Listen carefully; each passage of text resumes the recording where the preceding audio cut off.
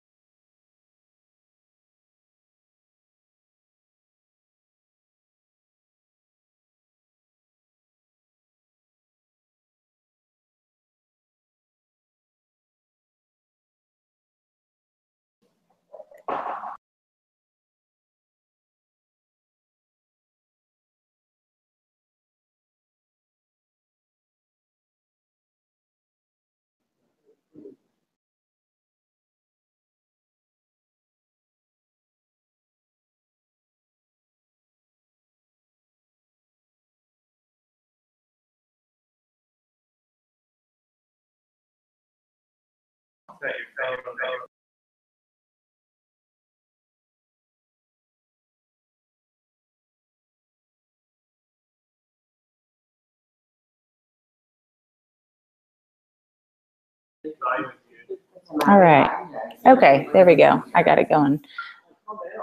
All right, so we're going live right now, and we are going to be talking today about a topic that I'm super excited to talk about. I think that it's been discussed, and basically, like you're starting to see companies using more of a learning ambassador program type approach. And I love the approach because, one, it's no longer just this company and these teachers, and now you're starting to see the connection where people are able to collaborate together and have good discussions as far as making it more applicable and the voice of that educator and students involved in the product.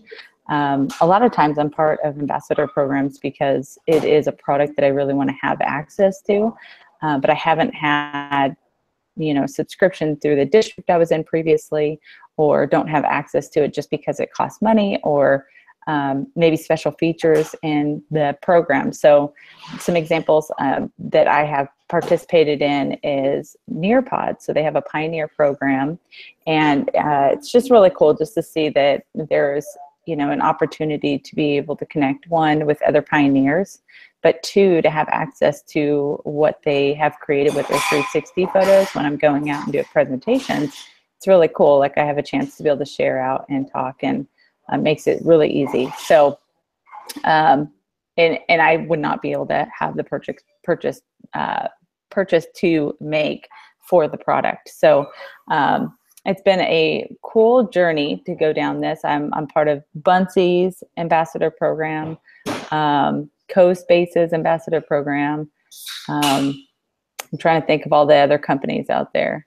It used to be AugThat, and basically just connecting with companies that I really enjoy their product, and I really enjoy sharing it out with other teachers. So that was a goal. Now, recently, I have joined the Who Knew It team, previously Atomic Learning, and had a chance to kind of share out like what I loved about ambassador programs and why I think that it'd be a good thing for the company. And being a part of it has been a total journey. I started, approaching the Learning Ambassador program purely from a perspective of partnering up with teachers. So my experience with the company actually started when I was doing presentations, and after basically doing some contract work with them initially, when I would go out and do presentations, they had connected and said, hey, we see you're presenting at ISTE or this conference, and we're going to go ahead and print this out for you. We want you to have it, and we're sharing out on social media. And I just remember feeling like such a rock star. Like, I can't believe this company thinks this about me. Like I just felt so honored that anybody would want to share out what I was doing and amplify what I was doing. And in that process, just feeling like so privileged. And when I joined the ambassador, or when I joined in the marketing team, one of the things that I really felt passionate about was really giving back what was giving to me. So that, the company approach that they took was an investment into Jamie. It wasn't an investment into a contributor. It wasn't an investment into a presenter. It was into me. And really felt passionate about ambassador programs really being an investment into the educator, as opposed to being a, basically all about the company. And all I do is talk about the company. And I think that's the beauty of Who Knew It too, for me, that it isn't just one product that they have on their site. It's so many different products that we're already using in the classroom. So to be able to join in and just really feel like that my content's already out there, the things I'm passionate about are out there. So when I'm out there sharing as a presenter, it totally ties into the content I've already created for them. So for them to go out and amplify that was just icing on the cake. So I loved being part of that. That was a really cool journey. And then the ambassador program was intended to give back. So my goal in the program was to be able to reach out and have 10 learning ambassadors sign on in 2017. So we started it in late November, right around the Thanksgiving break, and in 2016. And within, I think it was 11 days, we saw 10 ambassadors already signed up. So like a couple days to digest what had just happened, because I didn't realize it was going to grow that quickly. But at the same time, my concern was, do I have enough time to give to as many people as this will grow into if it's growing this rapidly? So we just hit 100 learning ambassadors let's see, I think it was last week.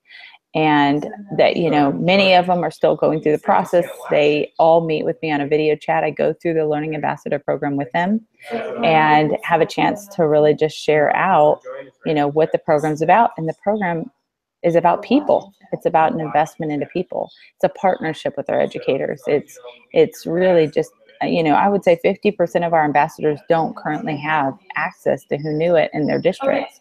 So to be able to share out and be able to discuss these things with them and, amplify their voice is a privilege on our end, because it's a product, or it's content that the ambassadors are creating. It's their expertise. It's them, going out and researching, and then they're sharing it, and we get to be a part of that. So I think that's what's just been a really cool journey for me to go through.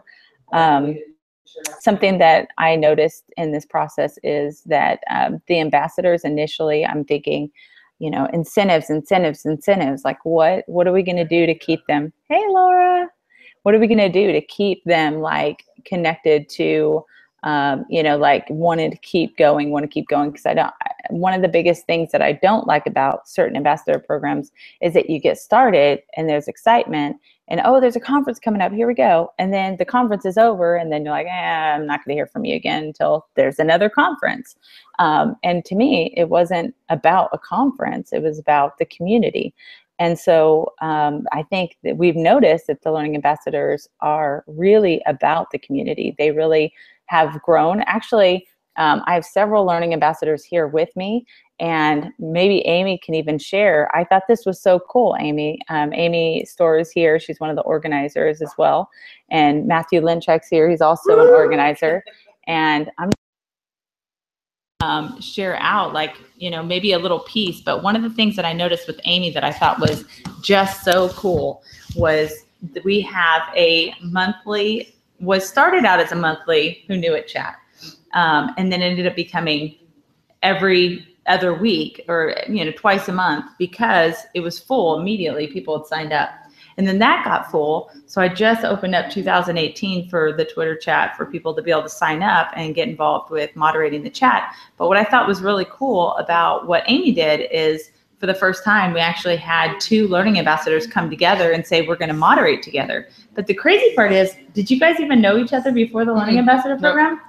That is, like, to me, when I saw that, I was like, how does Amy know Joy? Like, she's, you know, in totally a different state. She's in Georgia. So maybe you can share, like, what happened to get that started, because I thought that was a really powerful time of that community building. Well, after we filled out the form, I filled out the form with the questions and the topic, she privately messaged me on Twitter and say, hey, maybe weird, but do you want to partner together? And I was like, sure. And so she worked on the graphics, and I scheduled the tweets, and it worked out. Yeah. It's like we've been friends forever. That's so crazy. That is, and I think that's the part that has blown my mind. Like, actually, we met up at TCEA for our first, like, learning ambassador dinner. And I literally left that night laughing so hard with these people. My stomach hurt. Like, I just remember laughing that hard. And I just walked away going, I did not expect this.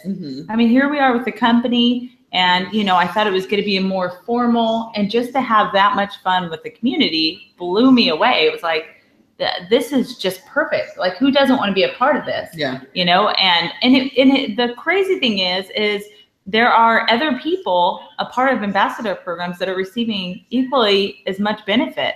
I feel like for me, what I've tried to do is customize it to be very different, because it's not about, like, what do you got to do to get into the program? It's not hey, you have to do this, that, and the other by this date. It really is, what do you want to receive out of the program? And here's the benefit of these different, you know, levels or different things that you can do, but there's nothing we're asking people to do that isn't a benefit to them. I think that's, you know, the key. If it's a partnership, it's not just an investment into us, our company. Hey, you do this, you share this, you do, and we'll take, and yeah, we'll put you up at this level. It's, you know, in this program, it's really geared towards, like, hey, this is a benefit to us. We get to share out what you're doing, but this is a benefit to you because we're helping to amplify what you're doing to help broaden that reach. I mean, for you, I know it's also new still, you know, like, we're still kind of developing, but, you know, you're our level 3 ambassador now, and what you've been doing. So what have you seen in this journey of, well, even just other learning ambassador programs? Like, what has been a game changer for you? I think it's like you said, it's the community, it's the connections. It's so much more than just getting a little nice sticker to put on your blog that says you're an ambassador. It's about the people you meet, and every single person that's in the Who Knew It community, Flocabulary, Bunsey, Flipgrid, are people that I can honestly call friends now, that I, for the first time, I've met most of them, not most of them, but a good chunk of them at ISTE recently. Yeah. But it's like we already knew each other. We didn't skip a beat. So I think that's the most powerful thing to me, because I've been a part of ambassador communities where that's not the case. Yeah. Or, like, you get started, and I honestly think a company should not have one person that's doing multiple things, and then on the side you're doing ambassadors. And I kind of feel like that's where Who Knew It's doing it so right, is that they're recognizing, like, this needs somebody that's dedicated to building a community, that it's not somebody that has a million other tasks to do and then throw that in on the side, because it takes time to invest into people. And I think that the Learning Ambassador program for us is not just us investing, but it's them investing into each other. Like, I'm seeing, like what you said, come join me to moderate this chat. I'm seeing, like, Claudio connecting with people. Let me help you. You know, hey, I didn't know you're part. Hey, I didn't know. Let's check this out. Hey, can you share those resources with me? The Who Knew It Live that we did. So this is, you know, YouTube Live. This is what we did. We did Who Knew It Live. So Amy shared. What did you share on? I think mine was Flipgrid. Yeah, I'm flipping out. Yeah. So, and that was so cool, because that was the first time super fun anything like that for us has ever been done from Who Knew It. And so to see, like, the journey of, like, what is this going to be like? How is this going to be? I will tell you that it was more active than this. I mean, there's some active sessions on here, but the engagement that people had on YouTube was constant, and people followed up and they wanted more information. And it was, like, amazing. I sat back and I'm like, why isn't it like that at ECG? Why isn't it like that at Global Maker Day? Like, why can't we get that same engagement? But it was the quality of the sessions. I feel like it was just the people that were, like, just experts and enthusiasts. And look, We got another learning ambassador. So we see people joining in. Denise, feel free to, we'd love to hear from you, and maybe chime in. Like, and we, program. What I really need to do, I'm Denise Wright from Myrtle Beach. Yay. I need to write a blog to get my level 2. I'll be honest, blogging is really out of my comfort zone. I mean, I know I could do it, but I've got to push myself. So that's just, and I've had some great experiences this summer to write a blog about, and some things that have been going on. So I just got to get my big girl pants on and do it, I guess. So, so I can go on to my level 2. But yeah, it's a great program, and you learn a lot from a lot of great educators, and they help lift you higher. And I think that's what it's all about. And great to see you guys. Good morning. Denise, let me ask you a question. Have I ever said, hey, your timing's coming down and you got to get your blog in? And if you don't, no, you haven't. But I keep thinking, okay, I know she said that there's one for like August 2nd that's going out for back to school. So yeah. I've been doing, like, I did a NASA social this summer, which was completely amazing. And went up to DC and NASA headquarters and did all that. I could write one on that. I know that's an option on all the stuff that it's my summer of learning about Raspberry Pi and that makerspace here in our local community. You could probably write one about that as well, and my experience with that. So those are 2 topics that I can hit on easily. And no, you have not pressured me, but I'm like sort of pressuring myself because I know I need to do it. Maybe I'm actually saying it out loud in front of these people, so I'll push myself, I guess. So, but you know, I think the best part about it is it's also customizable. You know, nothing is set in stone. So if there was something that you're like, I hate writing, and so can we switch that up and make that something else? And I think, you know what, I had a really cool situation. Carrie Espin came in recently and said, hey, Jamie, I think what you're doing with the challenges and how you have like the learning ambassadors like participating in challenges. She's like, I think it's really cool, but I don't function like that. I don't want to work against my ambassador team. Like, I don't want to be like one-on-one or against them. I want to work with them. So if you're asking me to, like compete against other team members here, she's like, I'm just going to retract. I won't be a part of that. But if you're asking us all to work towards a bigger goal, like I will do anything to help our team reach the goal. And it totally changed my mind. Like, oh my gosh, why am I setting them apart and setting, like Deborah's like, Mason. I know. I have to watch that. I know. She's like, you keep stealing my codes. And Matt, hello, Matt's a part of this too. Matt actually was giving at ISTE, she was giving Deborah his cards and she didn't know, and she was handing out his cards at ISTE. So it's competition, but at the same time, I want to have fun with it. Yeah. I do know I need to do it, but the only thing is, like, I just have to, for me, it's a process. When I write anything, like, I'll be writing, my mind is moving faster than my fingers, and then I'll swear that a word is there, and I'll walk away, put some laundry in, come back, like, wait a minute, that word, I just completely dropped that word. I don't know if you understand what I mean. I word drop. It's weird. So, I definitely probably need to do a written blog and just and take my time with it and really go over it, and then have someone else edit it. And then that's just the writing process. I don't want to publicize on here that I don't like writing, because we want our students to write all the time. We want them to be good writers. That's part of, moving into the career world. You have to be a writer. Right. So, but anyway, it's just been, I'm like, okay, I need to do this. Wow. Well, and there's so many other things as a part of this. So, Who Knew It Live being a part of that is one of the pieces in the levels. I thought about doing that as well, but I was really nervous to sign up for it, and I just didn't. So it was just like, yeah. But the people who did, I was there that day, and they did great. You did, like, I know, Amy, you were there presenting on Flipgrid. I saw some of your presentation. There was some on Goose Chase, which I thought that was a lot of fun as well. So, so yeah, it was a great day. So a lot of people participating, so it was fun. So thanks. Well, and I think that also, it's getting out there. It's getting out there. It is scary. And we were just talking about, Cassie and I were talking this morning, that we're asking people to do something that they've probably never done before. Getting on live video is a scary feeling. And we're like, don't plan for it. Just wing it. Just go in there and talk. And they're like, what?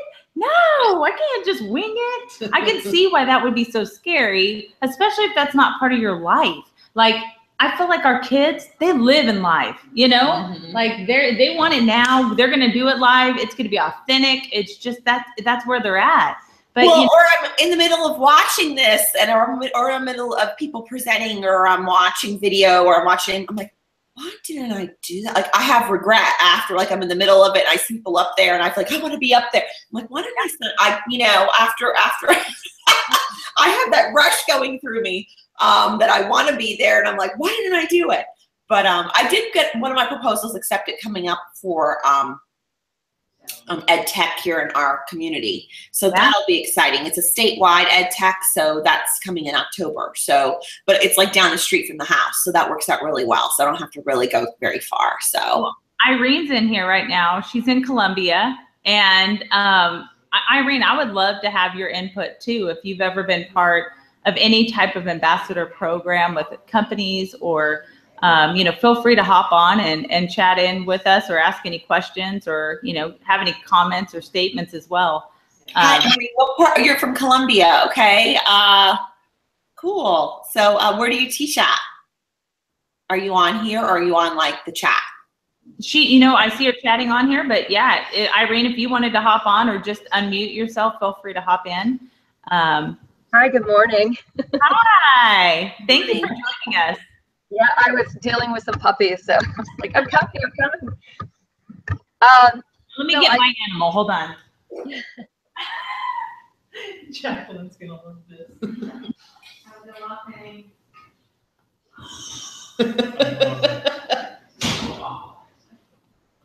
Okay, sorry. I have Snowball. So this actually is a Snowball. I can't break her. Deborah would kill me. But Snowball is like a well-known character in all of our ECG events. We have Jacqueline Rose, who's going to come today, I think. But her and Snowball were like together the entire, like literally we'd be talking to her and she's like, this is freaky. Like, you're freaking us out. That cat is not real, but she made it feel real. Even named it.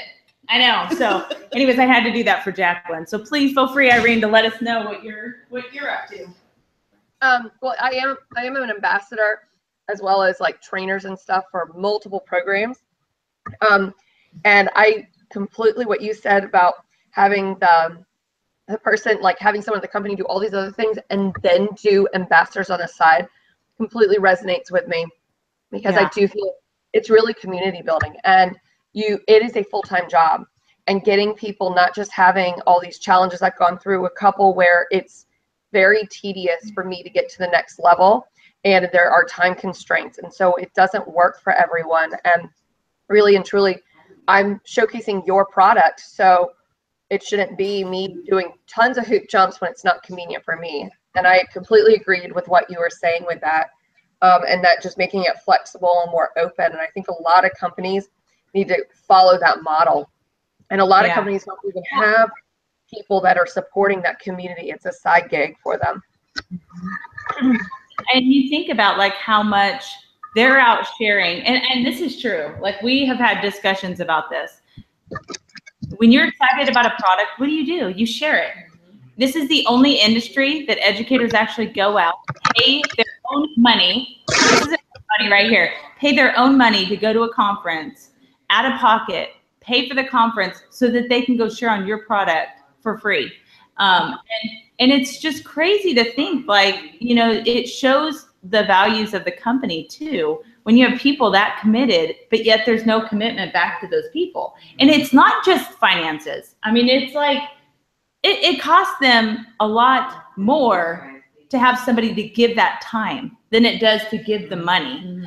And so really it's the time. And I totally agree with you. If you don't have the time to invest into people, then you're not going to have a great community. It's not going to be what it should be. And when it's about what you got to do and to reach all these things and you have to be here and this is the requirement to get in, I feel like it's like, what educator functions like that? Mm-hmm. Like, who wants to feel like, I mean, maybe there's a couple out there that really just are driven by the challenge.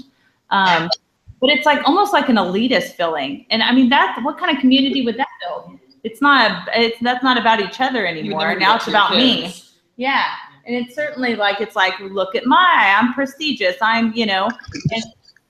And I think that that's a failing system too, because it should never be that. We're educators. We give freely.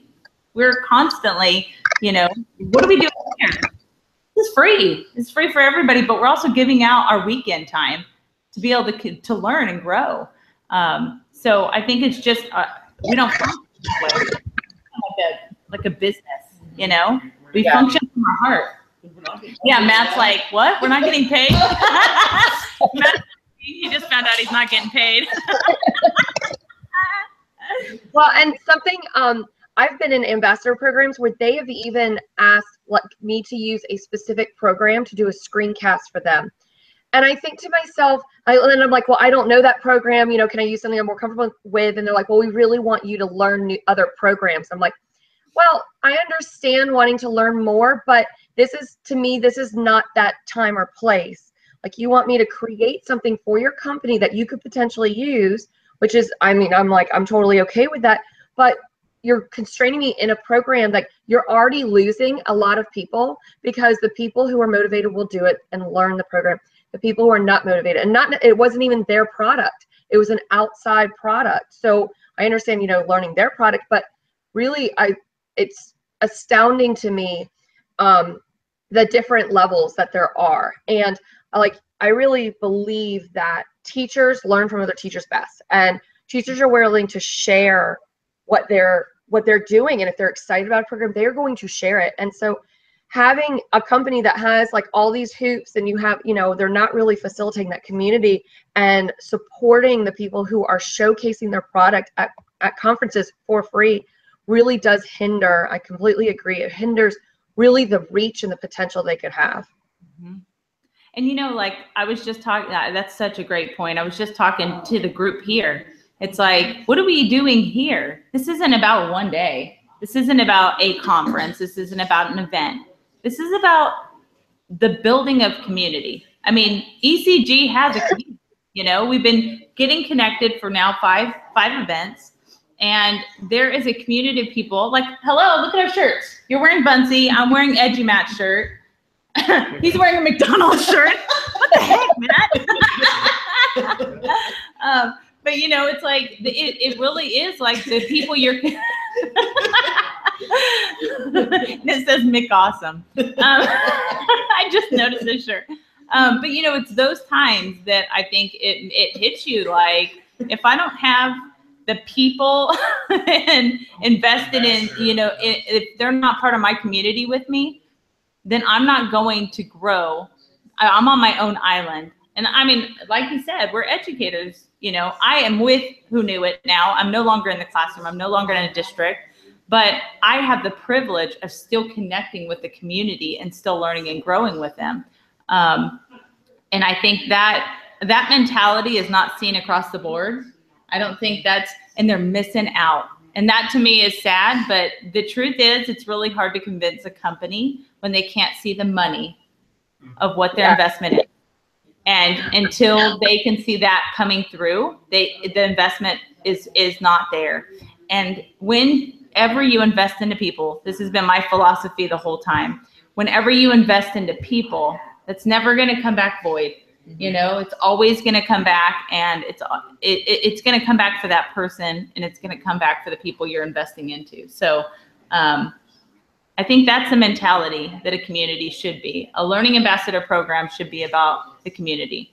And as a matter of fact, I was making badges, and I went on to Amy's page, her blog site, because she has 1 million badges of everything you can imagine. I'm like, what do you not do? Like, how do you get all these badges?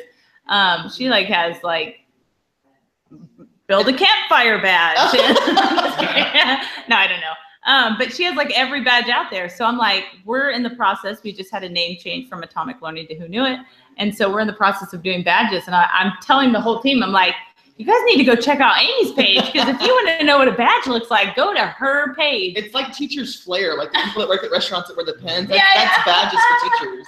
That and the stickers you can add to your laptop and your, or your name tag at conferences, and they have like the long strand of like, I'm a Kahooter, I'm a da da da, But anyways, she has that, and so we went on to her page, and I'm like, you know what? This is what resonates. This badge needs to be a community. Like, it needs to show about community. So in the process of making these, I hope to give them out next week. Oh, nice. But yeah, so that's, maybe I'll get feedback. Maybe you guys can give me some input. Yeah. Ooh, you know what'd be kind of fun is to create a badge together. That would be fun. That would be awesome. Anyways, that just came to mind.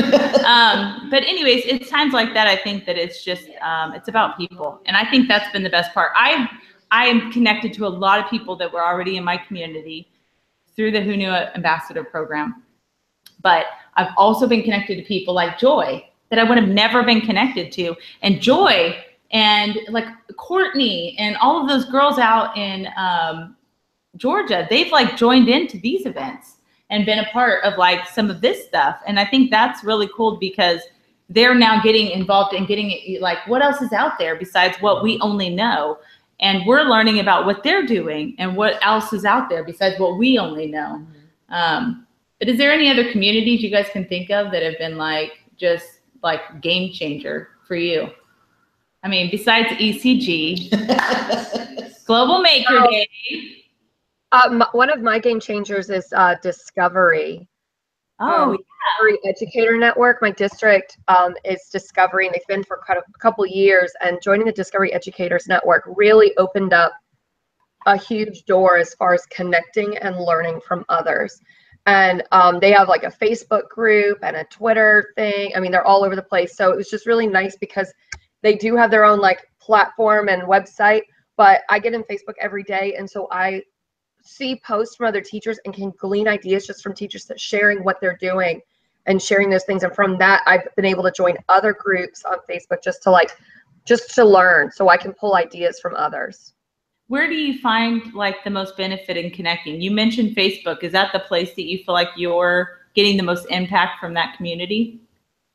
As for that community, probably yes. I log in and I do, like, you have to, for theirs, it's so easy. You just present about Discovery twice, but it's not formal presenting. All you have to do is share it with one other person and then just do a quick write-up. And so it's a paragraph. It's not published or anything. It's just what you did and what you talked about, what you showcased. And so it's a very easy program to get into, a very easy program. It just really is more of a network opposed to like an ambassador. Business word. I think teachers, I think it's the same thing. But it doesn't feel as good as community. Network feels more like, what am I going to get out of it? Doesn't it? Because it sounds businessy. But I agree with you. I almost feel like they're the same thing, but it feels different. Like community feels like it's about the whole. And I don't know. I think network. I feel like I would have to give something to get something. Yeah. I don't know if you heard Matt. He was saying, I feel like I have to give something to get something. Do you feel like that, that would be the case, or do you feel like for you that it's just you can be the receiver? Within the Facebook capacity, I can be just the receiver, because I can just read, I can just consume what they're posting. I know for me, it's the Facebook groups are probably the most influential for me. Getting more, I got coffee too. But that's because I'm a user of Facebook and I'm on it every day. I use Twitter. Twitter is my more professional handle, and I use it, but I use it more for connection and less for learning, just because I'm not on it every day. I'm not constantly plugged into it like I am with Facebook, and that's just my age and just being, my friends are on Facebook, so I'm constantly checking, probably too much. Well, I think I was there too. That I would say there was a change for me that shifted over to Twitter. because Facebook had more of my friends and family. And now it's like my worlds are starting to fly. Like my ed tech world's starting to go into my Facebook world too. And that's like, but at the same time, I agree. Like there's a professional side on that Twitter where it's not really about like, hey, look what I ate for dinner. And hey, but it's more about like, let's learn together. Like if you're not really plugging in educational stuff the majority of the time, then you're not really a valuable account, So, but that's interesting that, the community or networking even inside of Twitter, I would totally agree that there's a lot of growth there. Is there any other community that you guys use? Like Google Plus is pretty popular. Of course, Twitter. Voxer, Slack. Yeah. Have you guys been on Voxer for ambassador programs? Slack is for 2 of mine are on Slack. I don't think I have any on Voxer. So ambassadors. It was only for like an event, like for Seesaw, we were doing a Voxer group for the conference, but not continuous. Do you think that would be beneficial to have a Voxer group for your ambassador program? So like connecting with those people regularly, or do you think like where do you think the value is? I don't know that program. What is that program? How many times you're Vox. Oh, good question. So she didn't know about Voxer, and so Voxer is a way that we actually collaborate. It's like walkie-talkies, and here we are. Like Katie's in here right now, and so I can send her Vox. Hey, Katie, we're sharing Voxer right now, and I can end it, and so I can speak it. I can type it. I can send it as a video. I can send. You don't have to press and hold it. I do tap to talk. Because I hate my finger moving off and like, but then I've heard people accidentally tapping it and then it just like recording crazy stuff. So they're like, no, I'm not doing tap to talk. But yeah, on here, I got on here and I was like, this is kind of bunk. It was actually Charles, I can't even remember his last name right now, but Charles got me connected on Voxer and I got on, but I didn't know anybody. And so it did, if you go onto Twitter and you don't know anybody, you're not connected, it doesn't seem valuable. It's not until you have those connections. And the same thing in Voxer.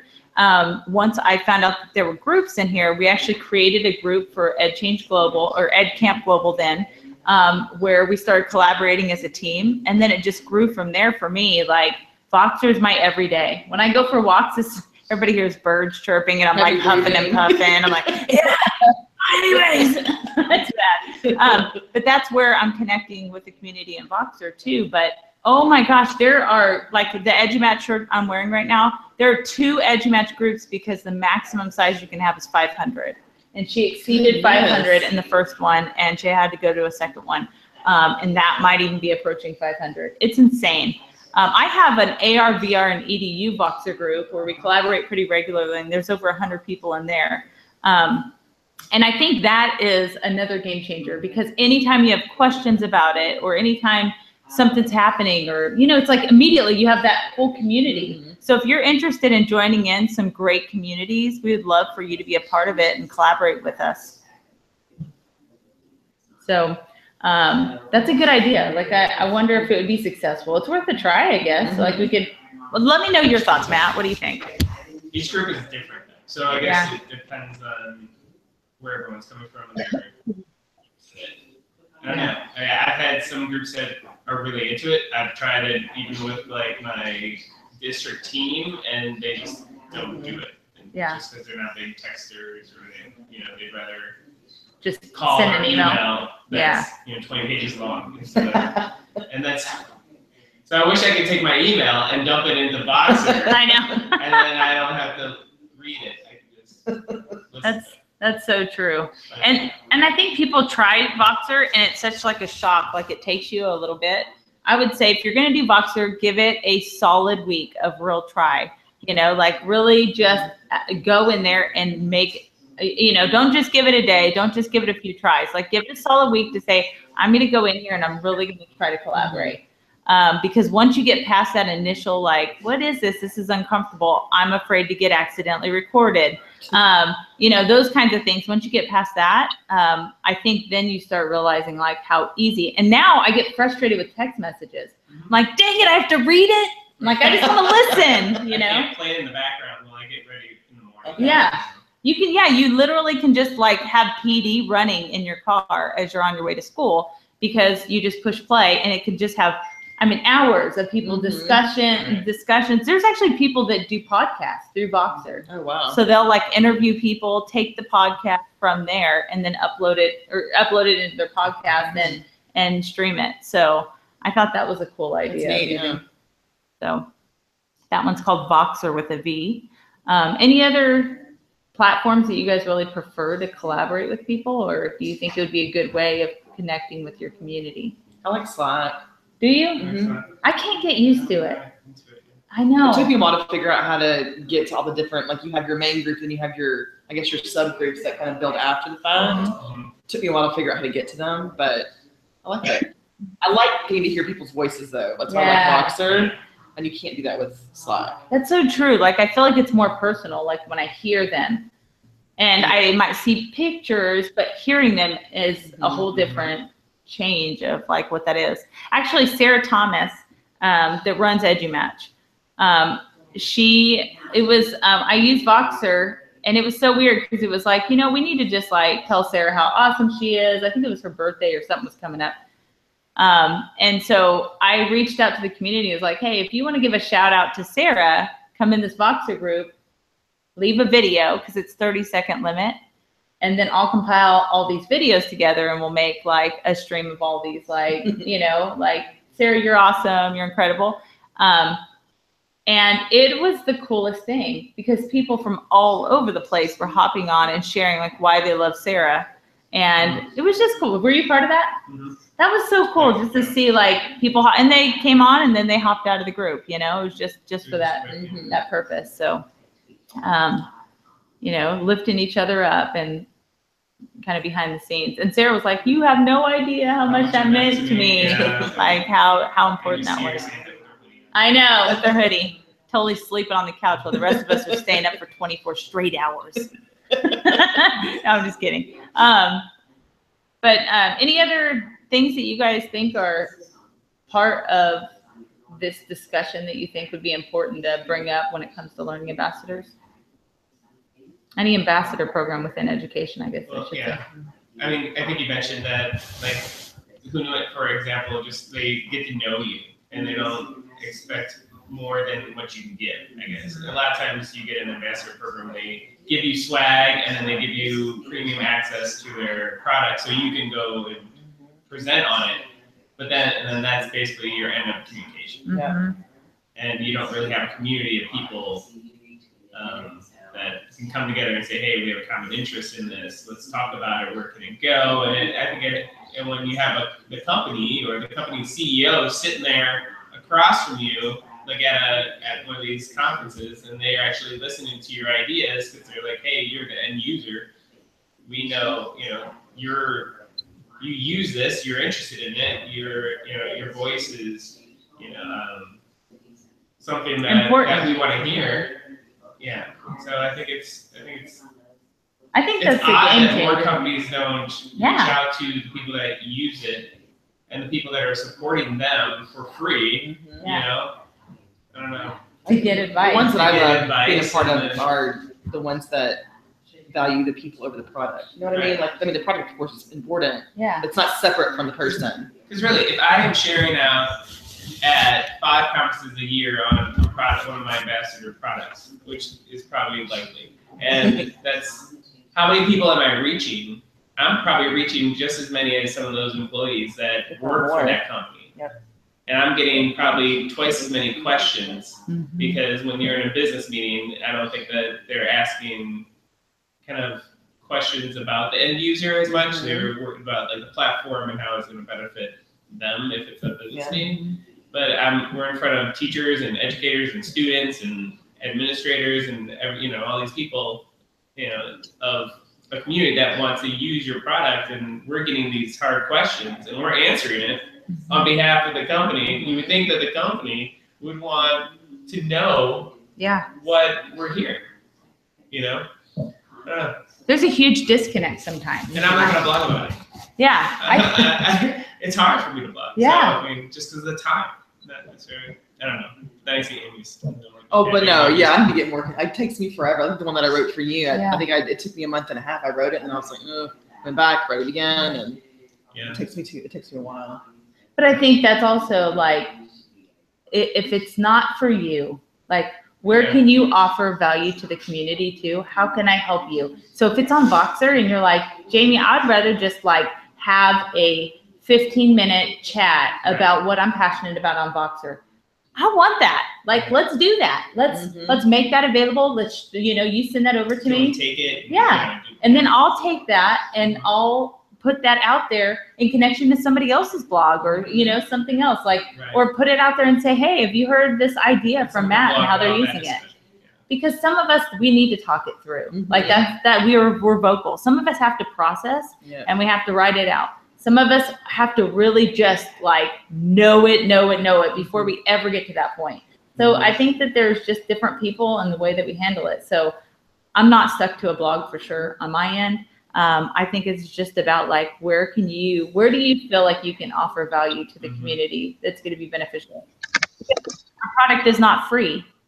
And so to be able to give learning and still provide a learning resource for people for free, because it's through the community that's providing it. I mean, how cool is that? Like, that's, I don't know. I value that. And you brought up a good point. I mean, not having voice from the people that are using it, but yet how many times have we seen, vendors come in and they have sessions? We don't go to those because you don't feel like it's real. You don't feel like it's authentic. Can't connect, Like, they're just missing such a great opportunity because ambassadors are real. They're not there to sell. They're there because they believe in the product and they believe in the community and they believe in sharing it and growing together. So, and there's I present at a lot of conferences and I go to a lot, and I find that the vendor, I'm actually looking for a job, I left my district, and so I'm looking for a ed company that I could work with, because what I see a lot with those vendors that are presenting, it's more on how to use the product and less on how to use the product in your classroom. And it's more of that step-by-step where teachers don't know all the step-by-step. They are not experts in the product. They're experts on how they utilized it in their room. And that's what other teachers want to know. They want to know the pitfalls. They want to know what worked, what didn't work. What did you have to tweak halfway through? How did you integrate this component into your classroom? How can I pull that into my classroom? What did it look like, opposed to click here, click here? And so, and a lot of companies don't see that. They're like, well, they need to know how to use the product. And I mean, I truly believe that adults will learn the product if they can see that there's a reason to learn the product. Like, you guys are talking about Voxer. I'm Googling, how do I join groups in Voxer? Like, I'm totally like learning how to use the product because it seems you guys have showcased why I should use it. Yeah. And why it was beneficial for us and how it could be beneficial for you. Yeah. And again, let's stay in touch, Irene. I can totally get you into some groups. You would just basically create an account. And then you can send me maybe a Twitter direct message, or you can send it to me by email, or whatever's easiest for you. And then I can I'll just add you in the group, because it's not like, typically you're not in closed groups where you can't add people. It's usually like an open forum, and then you boot people that don't belong. You're like, sorry, you're not making the cut. No, it's like people that aren't educators, kind of thing. But I think that, I think one point that you made about the voices reminded me of why this event is so successful. It started out as an ed camp. We did ed camp, basically the concept of an online ed camp. And I think that is a game changer in PD, because it's no longer one person standing up there. They're the expert. Nobody else knows anything, and they're going to talk to them and be the leader of the group.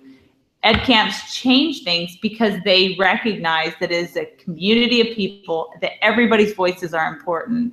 And I think that's the change and the way our companies need to look at how we're connecting with people, is that if we can't embrace the fact that these voices are just as invalid as the people that are in your company, and those should be heard as equally as much as the people that want to provide these different, sessions or whatnot, I think that they're in danger of just becoming irrelevant. You know, they're not going to ever really hit the mark because, again, they're on their own island. Mm-hmm.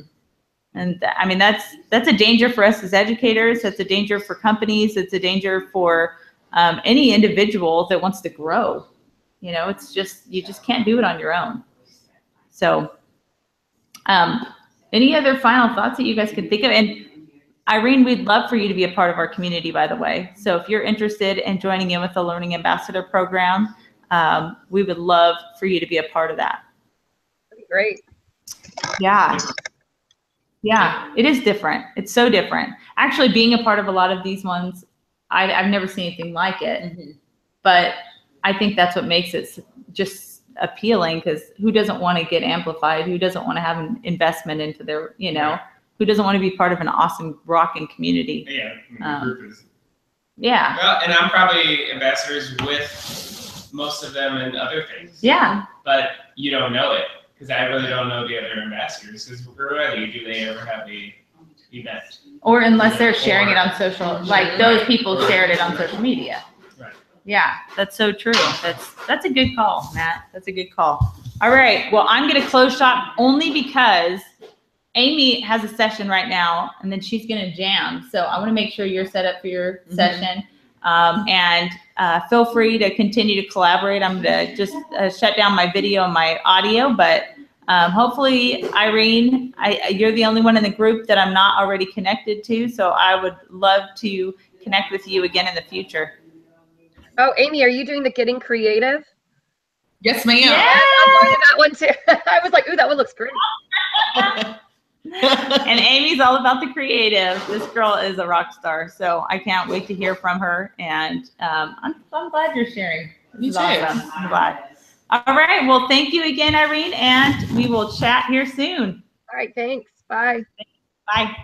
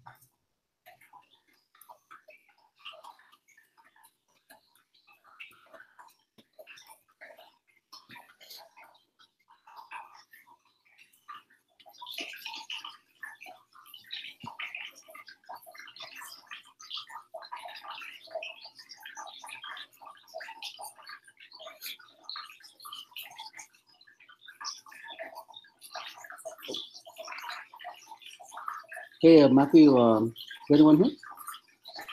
I see my mic levels are good, I think.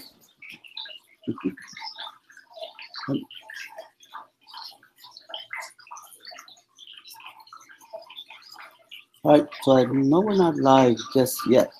I mean, it looks like there's a live button on the top. I see the tools here, like sharing, screen share, the chat, internal chat, and then showcase. Okay. All right. Wait for some directions from you. Great thing is I'm here.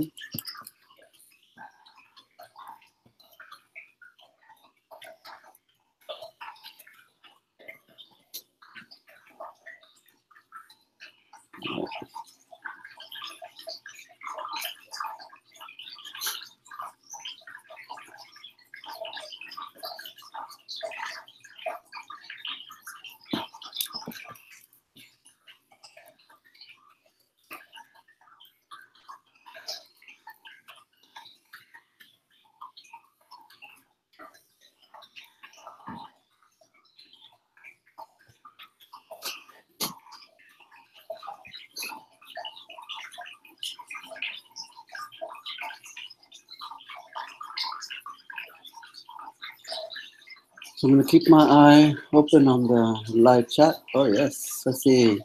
Lena is there and Christian is there. Awesome.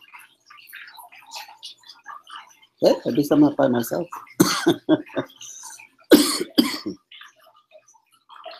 See, in here I see Rosina here and Stormy, Matthew, and then I guess that global link. Oh, hi.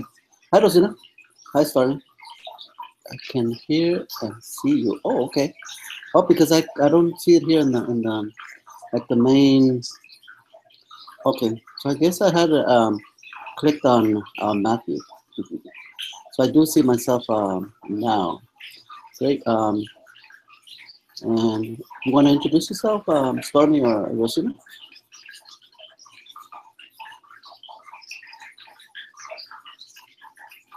Should be able just to talk right in the Hangout.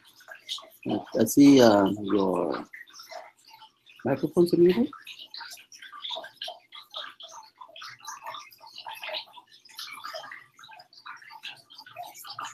All right. Okay, Rosina and Stormy are just in the. So I'll look at the text messages you give me here. It'd be awesome if you can use your mic. So just getting ready, saying hi to everyone. I'm not sure if we're actually live on. Oh, okay. So this is, let me see if I can look at the levels of the mic. This Stormy is first grade teacher from Texas. Awesome. Checking mic levels. Is the levels in the mic okay? Let me see if I look. I'm gonna look at my settings for a little bit. Mic. Checking my mic levels. Let's see here. Let me see if I can bump up the mic levels on the actual computer. Okay, inside the Hangout, it looks like it's okay. Let me just. I have the mic all the way up on the actual computer, and let's see. So it should be fine. Guys don't. Okay, so we're still a couple minutes away from the start of this session. This is again Joe Rodriguez, a 5th grade teacher in Los Angeles, and we're here today at Ed Change Global, or Ed Camp Global 2017, looking at coding in the classroom. So the session is called, the session I titled it, It's Elementary. And not necessarily because coding is only used in elementary. Like I was thinking of it's elementary as in can be easy or it can be important. Okay, so I see Kamal giving me put confirmation there in the chat. Nina's there, Christian. So hi to everyone that joined us. I hope you guys can actually join me live here on the Google Hangout, so we can have a conversation. So Rosina is in the chat here. She's talking about taking workshops with the Hour of Code and some of the programming you can do with actual robots like Dash and Dot, and the Ozo bots. But those are very cool. I was at before we get started today, I just sharing I was at a teacher summit yesterday here in California called Better Together California, and all over the state that we got together in different universities. I was here locally, and I teach in Los Angeles. I live outside the city, so I was in Pomona, Cal Poly Pomona, in Southern California, and we got together a couple hundred teachers, and we had an ed camp style thing, and so there was they were giving away some robots. I think it was a Dash and Dot robot. So, I didn't get it. Actually, it was in the seat right in front of me. I didn't know that that sticker meant that they were going to win the door prize. But yeah, so we'll talk about some of the ideas or entryways into coding, and I'm going to check TweetDeck for just a little bit. Let's see, just to make sure. So just do an all call. Make sure you guys put it on Twitter with the hashtag ECG2017 with sharing your ideas on coding and going beyond the hour of code. I'm going to go ahead and start in about 2 more minutes with the actual, I'm not going to call it a presentation, but just with the actual conversation. So please jump into the Hangout and join Rosina, Stormy, and I here in the Hangout, and so we can go ahead and have an actual conversation. I hate being a one-way conversation here, but I'll keep my eye on the ideas that are in the live chat and the YouTube Hangout on Air kind of channel, and also on the internal chat we have here in the inside of the actual Hangout. So I'm going to go ahead and start in 1 more minute. Again, this is Joe Rodriguez, a 5th grade teacher in Los Angeles, California, and we're here today as part of Ed Change Global, the online conference. It started last night here in the local time in Los Angeles. It was 5:30 and p.m. and I had fun jumping in right away and did a few hours of kind of participating in the Twitter chats. Did a global edu chat last night, which was really fun, and jumped in and just kind of watched a little bit of the videos going on. And I mean, I didn't do anything last night, as in the midnight time, but jumping in this morning. Hope to be able to participate throughout the day. I did participate last year also with H.H. Global. I did a session, or I facilitated a session on podcasting, which is really cool. So I'm gonna look for anyone else out there that wants to jump in. Let me just put one more tweet in. One more tweet just to make sure that we're set to go. Okay. So live now from the comfort of my living room. Live now. It's Cody. We just put the tweet and we'll be set to go. Yeah, so it's like multitasking, trying to talk and do at the same time. You know how we do it with students, right? They're like looking down and looking around to see what's happening. It's elementary.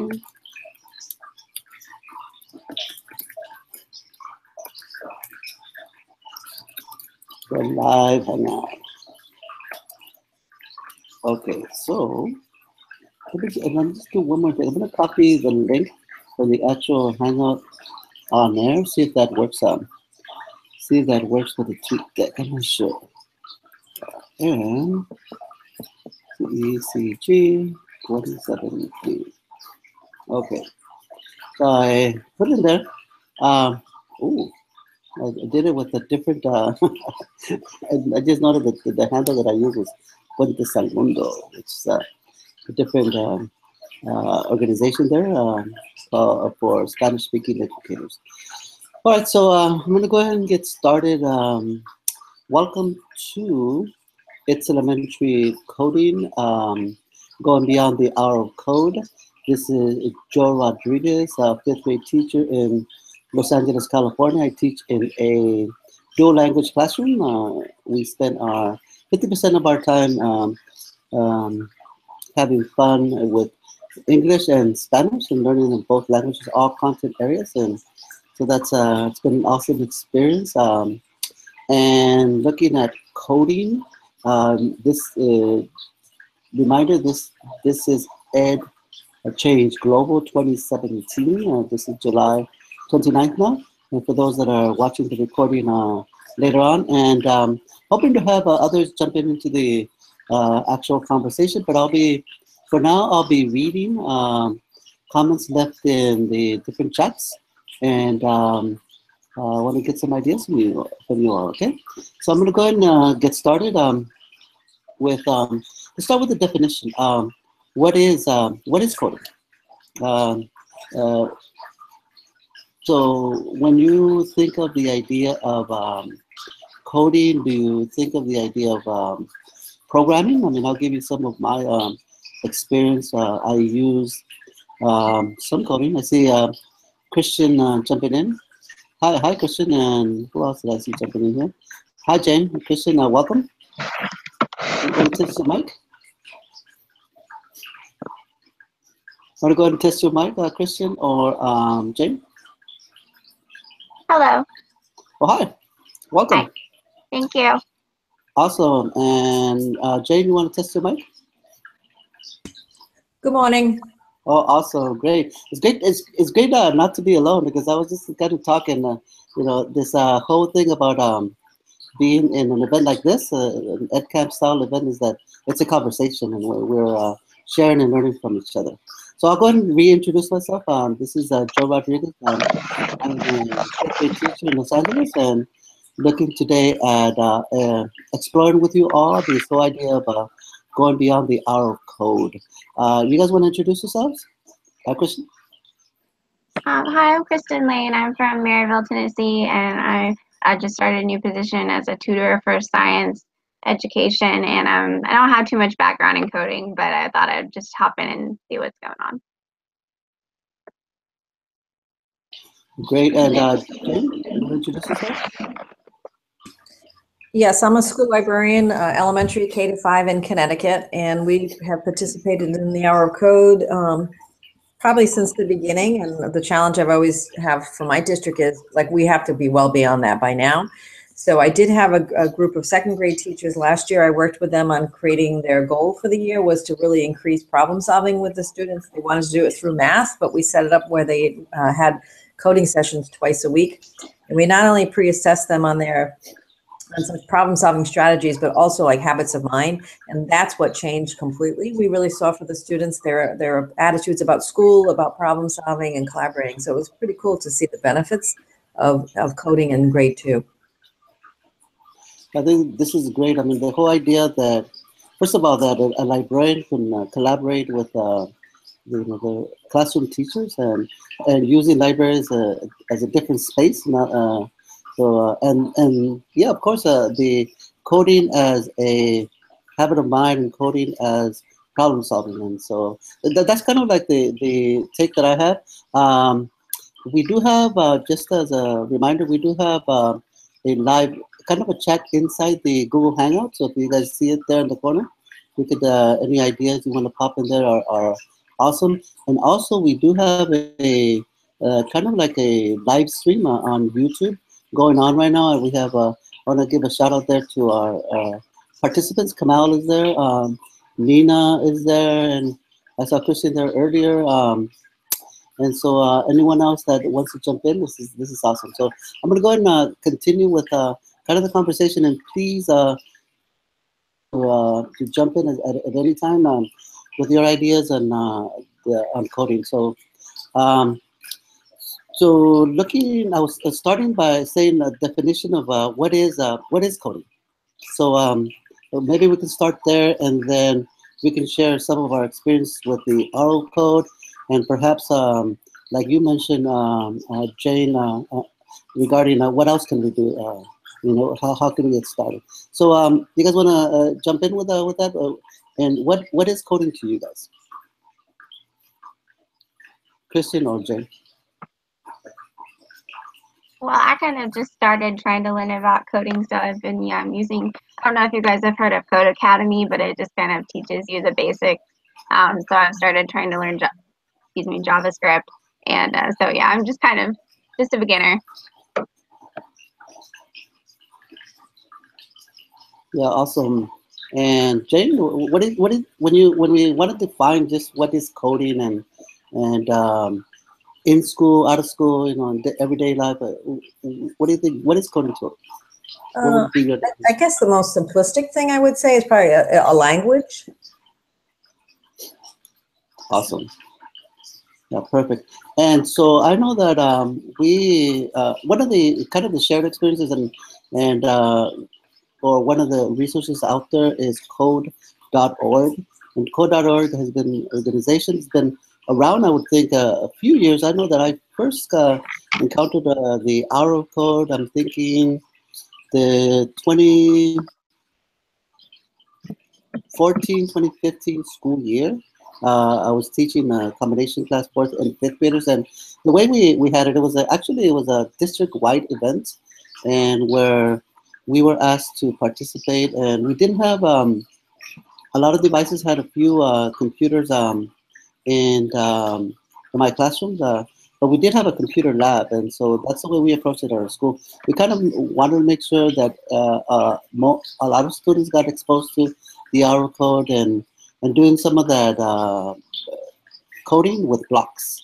And so we can talk about languages right now too, and how does coding look. And so so that's kind of where I started. Also, I know that Christian mentioned Codemy, I think it's called. Codemy, actually, Codemy, Code Academy, yeah, Code Academy. So Christian, you want to tell us about that? Code Academy is just, you can learn the basics just from the beginning. If you've never seen coding before, you can go through and click on like JavaScript or Python, CSS, and it'll run you through different modules and teach you how to do the code.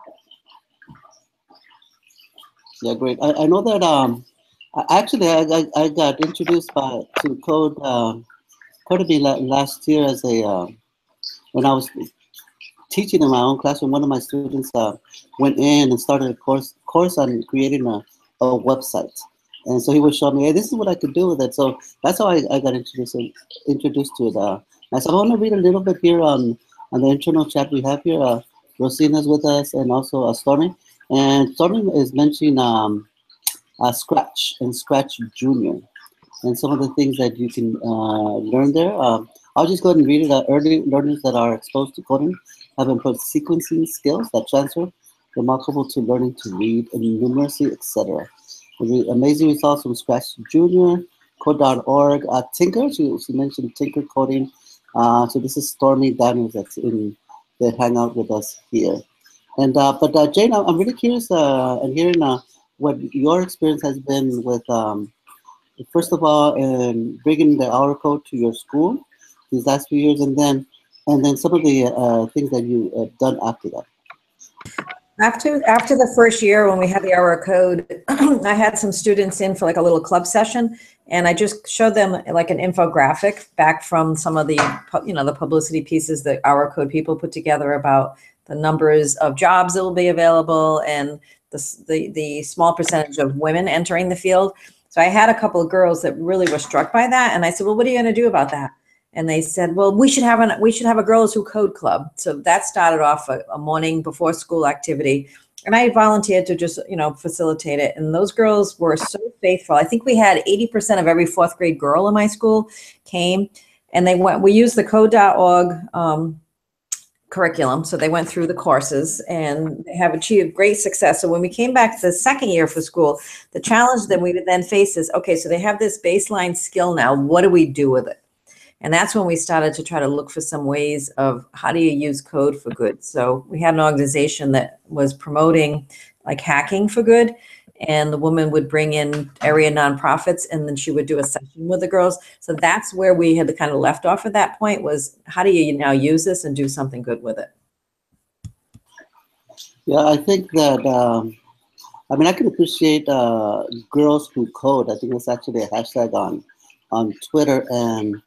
And this next school year, I'm going to have a classroom that's mostly girls. In our school, there are groups that come there. So I met my students, and there's going to be like 15 girls and like 5 boys. So I'm really looking forward to promoting the idea of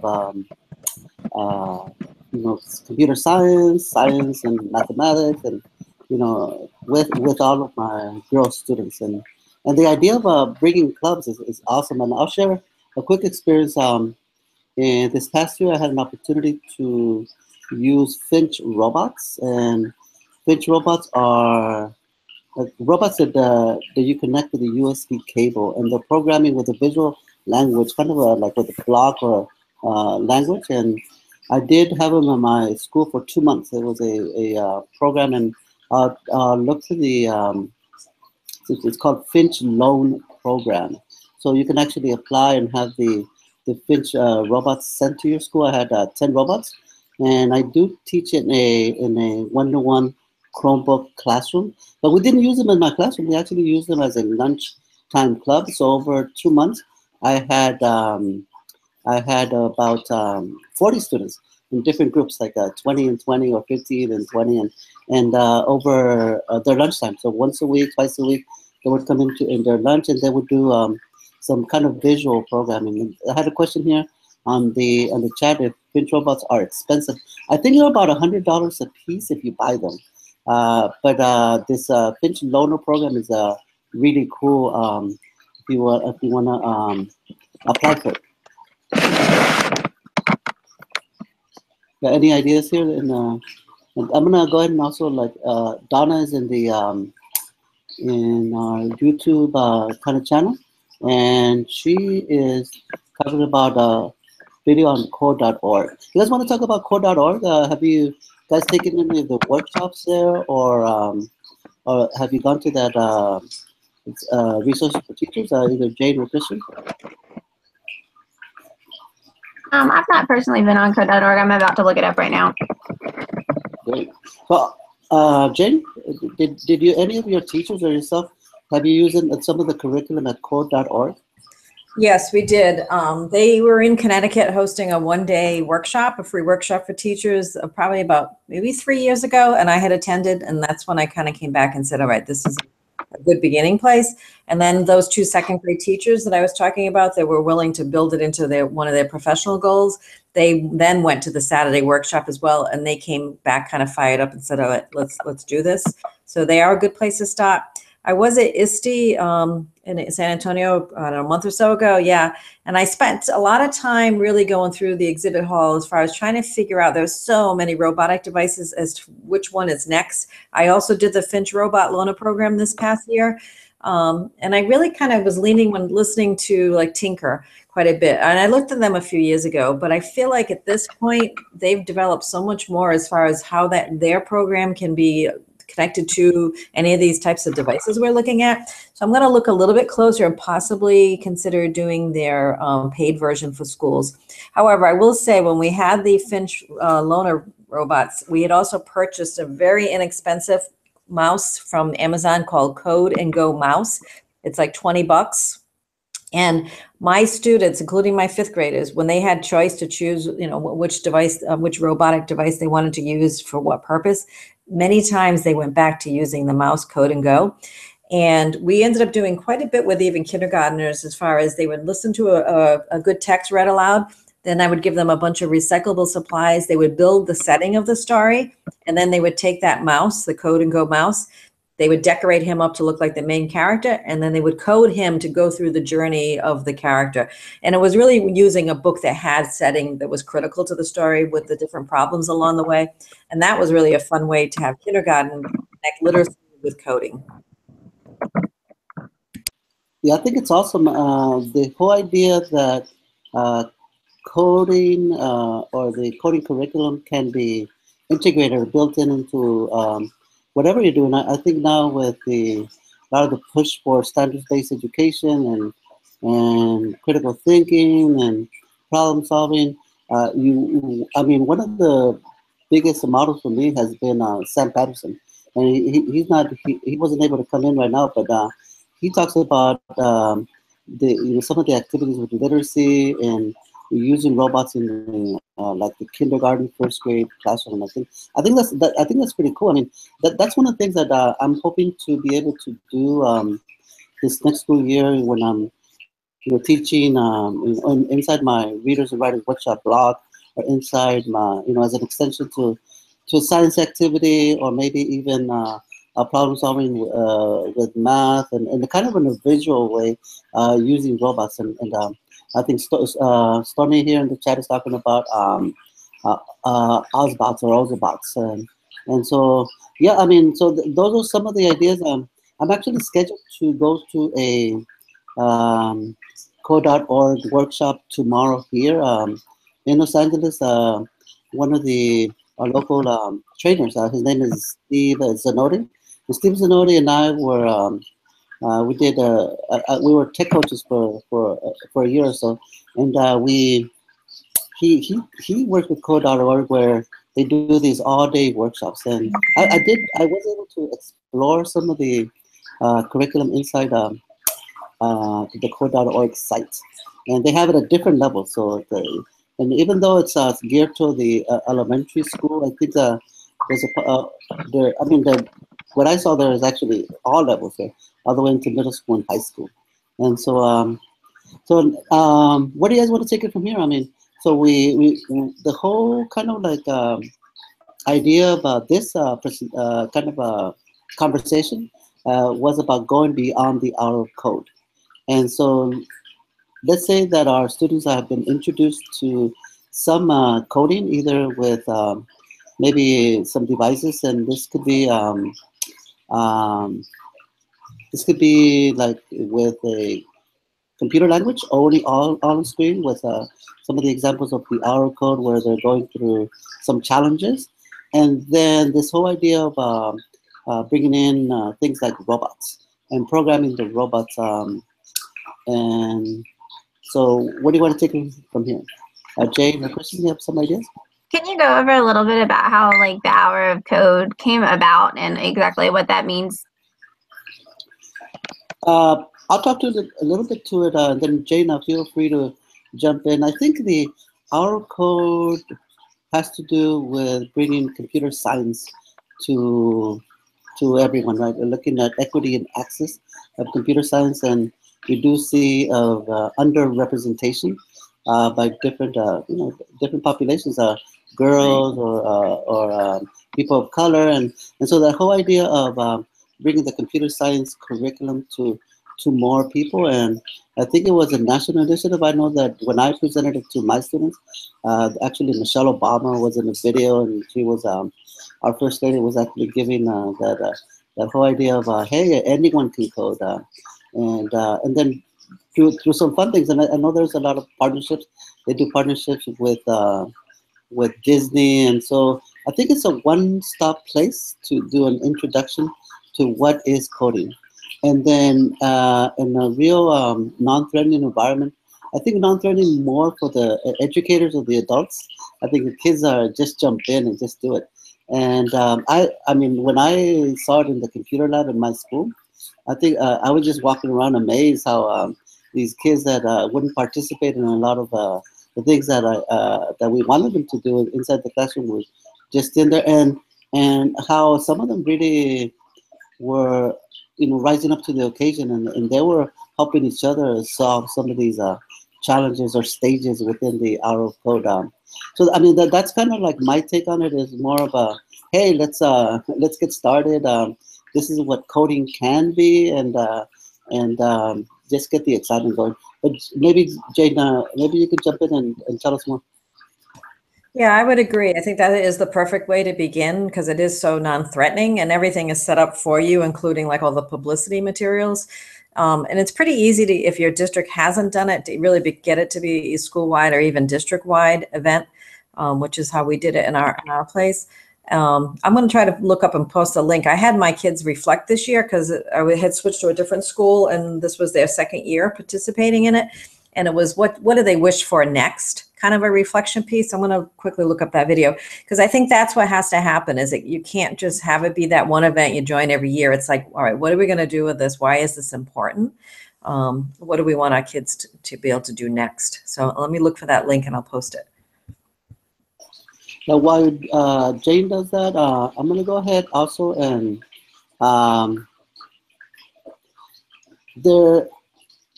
there's a lot of resources out there. I mean, one of the things that some of my students have been doing is we use Khan Academy to support our math curriculum. And there are programming classes inside of Khan Academy. So if you go into Khan Academy and create a class as a coach, you can assign the hour code activity inside of Khan Academy and then the actual computer science curriculum.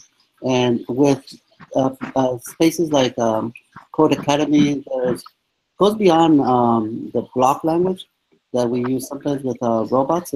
It goes into actual design. It starts with some of the JavaScript tutorials. It starts with some of the other basics, but at the same time, I think it's an opportunity for students to engage and to start looking at interest. I mean, it might be something that interests them in pursuing if they're designing their own space. I mean, I haven't gone to the point where they're doing apps, but it can be used for those kinds of environments. I do have some. Let me share here on the chat. Stormy put a link here for us, and I know Jane, you put the link also for See Think Wonder. Can you talk about that? Yeah, that's just my website, and I tried to do like a blog post, like maybe every other month, and that's where the link you'll find the videos of the kids talking about the experience and what do you wish for next and some different activities. I will say too, I'll post a couple of links. We participated in some different Skype sessions, like those girls when I did the Girls Who Code Club. We found a woman through, I think it was through Microsoft. There was women in the field.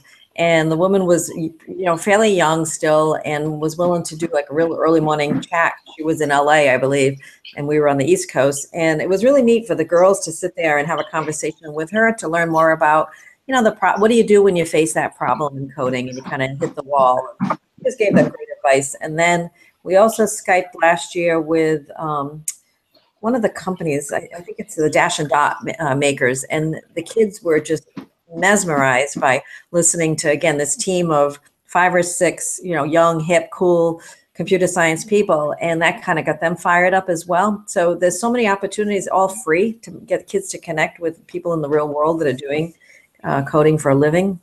So I'll try to get those links in there too. Sure. Locally here, I made a contact this summer with Coder Dojo.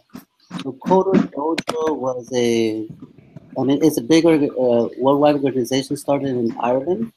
The Coder Dojo does workshops for students, and I think they use Android devices. So I did set up something locally, and my idea was to look at some of the kids that are on our after school program. So we're a Title I school, and we do have a significant portion of our population, our students staying after school for like extended daycare, and they do homework, and they do some enrichment activities, and they do some more like outside play, which is great for students. I think they really do need that. But at the same time, that time after school can be a prime time also for clubs. At our school, we do have like a running club. We do have a Korean drumming club. We're in the Koreatown part of Los Angeles, and one of my thoughts is at least once a month, twice a month, maybe opening up my classroom as a space for learning. And I did have them come in. They're going to come in the fall and do an actual coding workshop. So they bring the devices. They're going to bring, I believe, some Android devices. So this is Coder Dojo. I'll put the link in there, and they kind of I'm kind of trying to work with our local affiliate, which is Coder Dojo LA. And so yeah, I agree. There's a lot of opportunities to kind of reach out to the community and reach out to experts. If they can't be there in person, to have them share their experiences over Skype. It's like having a career day, but in your own schedule, right? So you can interview them and have them. I think for the students to be able to share how their coding has been going, and that reflective piece is really important. Maybe even creating some videos. I mean, I know that one of the students in my class, shout out to Brian from my graduating class, he was really into it. I mean, he wanted to be like a coach himself, and so he created some videos, just going step by step. You know, how he programmed the Finch robot, and then some of the things that he created several kind of slideshows. We're a G Suite or Google Apps in Education school and district, and so there's tons of opportunities, and I agree we should always try to reach out and see what's out there, and bring in experts into our classroom, either in person if possible, or video conferences with Google Hangouts and Skype. So at this time, Christian, do you have any ideas to share, or any questions? Not at this second, but I'll let you know. Yeah, and so Christian, you mentioned you were tutoring. Yeah, I just started a job as a tutor for science education. I'm kind of on the natural sciences STEM side of the STEM. But I've just become interested in coding and finding out more about it. Okay, great. And yeah, I think that whole integration piece. How can you integrate let's say the programming part of it, and with other things like life science and beyond, right? Right. So I'm going to go ahead and look at the live chat here inside the Hangout. Again, we had joining us was Kamal, Lena, and Donna, and she talks about she was just giving us some feedback on the code.org and being such a great site. And I know that inside our chat here also, Rosina had a question about where do you find curriculum for Dash and Dots. So maybe I don't know if Jane has any resources there. But then we also had Stormy. She was sharing a video on using Tinker with like a first grade classroom. And so that's pretty cool. I'm not sure if I'm able to share that here, but I'm going to see if there's a way to copy the chat with all the links that are here, and I'll republish them kind of with some show notes. If that's, I mean, this is our show, right? And so I'll do some show notes that's for with some of the resources and links that are here. And so So would you have any tips for integrating coding, or even like just beginner coding, into life sciences? I mean, depending on what age group I was working with. So yeah, I mean, Christian was asking about the looking at coding and life sciences. I'll share a quick experience that I had this summer. I participated in a NGSS, or Next Generation Science Standards workshop. Yeah. And so here locally, we had Cal Poly is in Pasadena, California. They're known for a lot of the work they do with space science, and so they have a community science kind of like a network. And one of our local elementary schools, they did a workshop with teachers.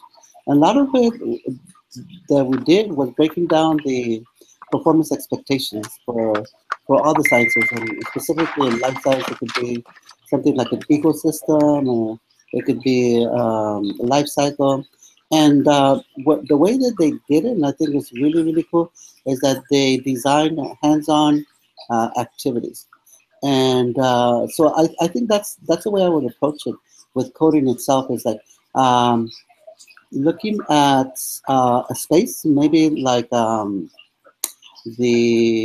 we didn't talk too much here about Scratch yet, but looking at a space like Scratch, when you look at storytelling. And so we have a language like Scratch that you can maybe have students design like a program that'll show the life cycle of a frog, or the life cycle of a salmon, or something else. I mean, and so those are kind of my initial ideas. I have been a member of Scratch, and I know there's Scratch Junior, and so the idea of students as designers, or students as doers, beyond what we see with our code, which is basically meeting a challenge, or what were the steps to solve that puzzle. And so I really love the idea of oh, Jane had to go. Okay. Yeah. So I really love the idea of using Scratch. So that could be a starting place for you, Christian. Okay. Yeah. And so I know Jane left for us here a link on Tinker and programming. Cool.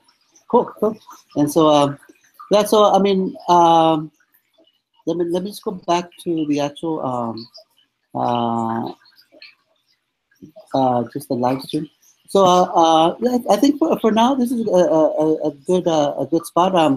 Reminder everyone, this is Joe Rodriguez. I'm here with Christian. We have Jane in the Google Hangout. We're part of EdChange Global, 24 hours of EdCamp style online professional development, and it's an awesome experience. And I came with the attitude and that I'm here to share a little bit, and actually to just learn a lot. And I learned a lot from what you guys are sharing today, either in text and in actual voice.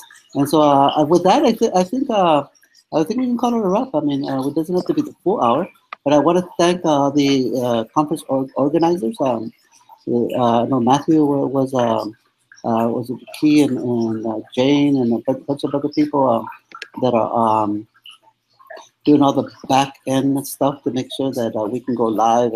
And really important, I think, is the actual recording of these sessions, so we can come back. I'm gonna make sure that I copy all the links that were left here, so that I can share them back with a blog post for everyone, and I'll do that in the next few hours, so that it's fresh in my mind.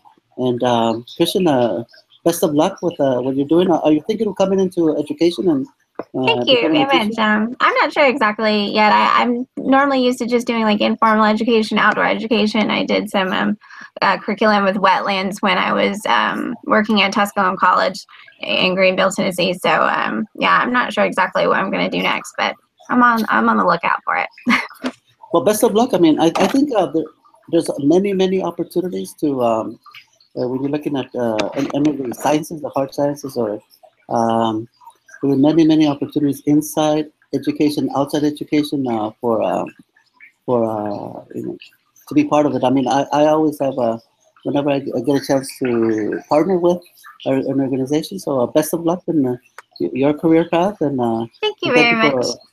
Thank you for being with me today. This is a great session. I appreciate it. Thanks. Also, a big thank you to Stormy that was in our chat, and she couldn't come in live with voice. But thank you, Stormy, and then Rosina also for being here with us. And those that are either listening to the recording, make sure you follow the ECG 2017 hashtag on Twitter. So looking forward to continuing the conversation. Until next time, this is Joe Rodriguez with Christian here live. See you next time. Bye. Take care. Bye. I'm actually gonna just go ahead and copy it. Hopefully, I'll ask Matthew too. I'm just gonna do a straight copy from the. Oopsie. Let's see. I did it in the wrong window. Yeah, before I actually log out, because if I log out and don't copy, I might not have it. So I'm just gonna grab it as text and put it in a Google Doc. See if that works.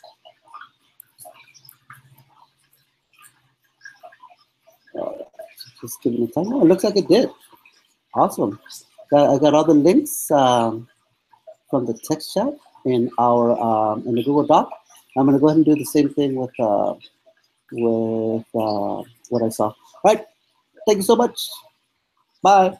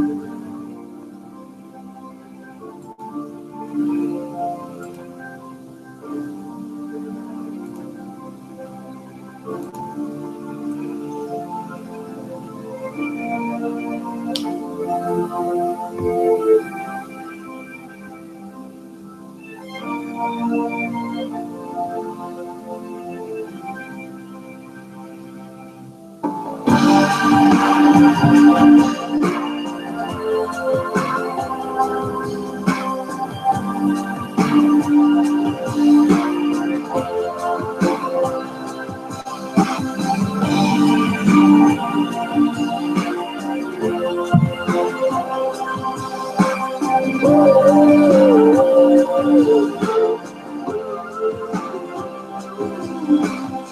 she was just a girl, she expected the world, but it flew away from her reach. So she ran away in her sleep and dreamed of paradise, paradise, paradise.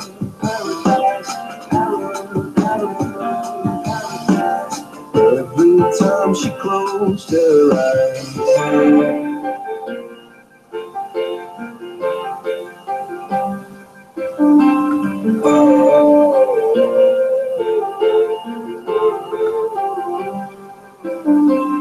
When she was just a girl, she expected the world, but it flew away from her reach, and the bullets catching her teeth. Life goes on, it gets so heavy, the wheel breaks the butterfly.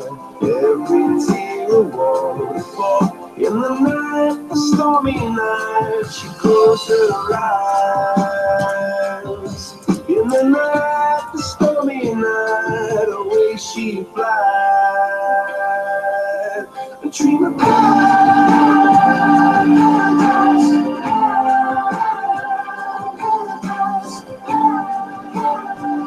Paradise. Oh, dream of paradise.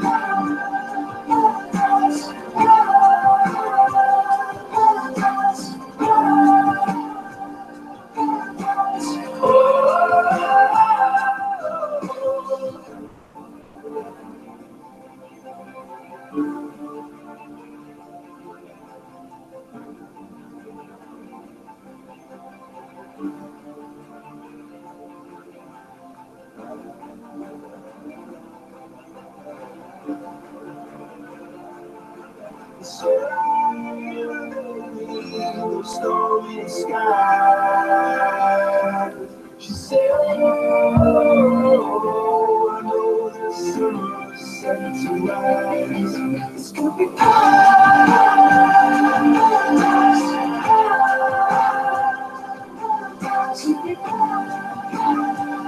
Paradise. Oh,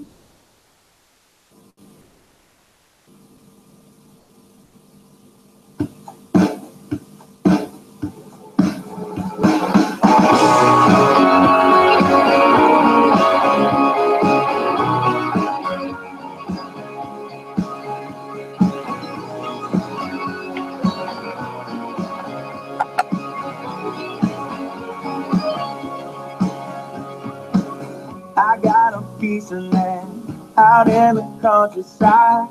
Lay back and smell the sun, warm up the Georgia pine. It's so good to be taking it easy. Why would I ever leave?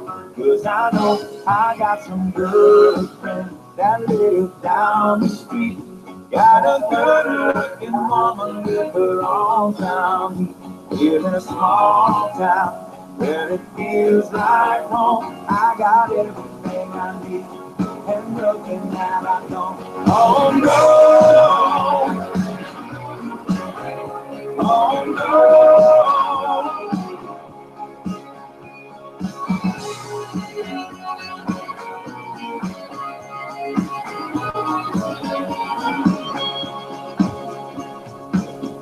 We got a fire going down by the riverside. Sip whiskey out the bar, living like we'll never die. Come on, stay a while. If you don't believe me, why would I ever leave? 'Cause I know I got some good friends that live down the street. Got a good looking woman with her arms around me. Here in a small town where it feels like home. I got everything I need and nothing that I don't. Oh no, oh no, oh no, oh no. I got some good friends that live down the street. Got a good-looking woman with her arms around me. Here in a small town where it feels like home. I got everything I need and nothing that I don't. Everything I need and nothing that I don't. It's the way that you carry all the things you think you want. It's the way that you carry all the things you think you wear. It's the way that you carry all the things you think you want. I got everything I need, nothing that I don't. Everything I need, nothing that I don't. Everything I need, nothing that I don't. Oh, everything I need and nothing that I don't.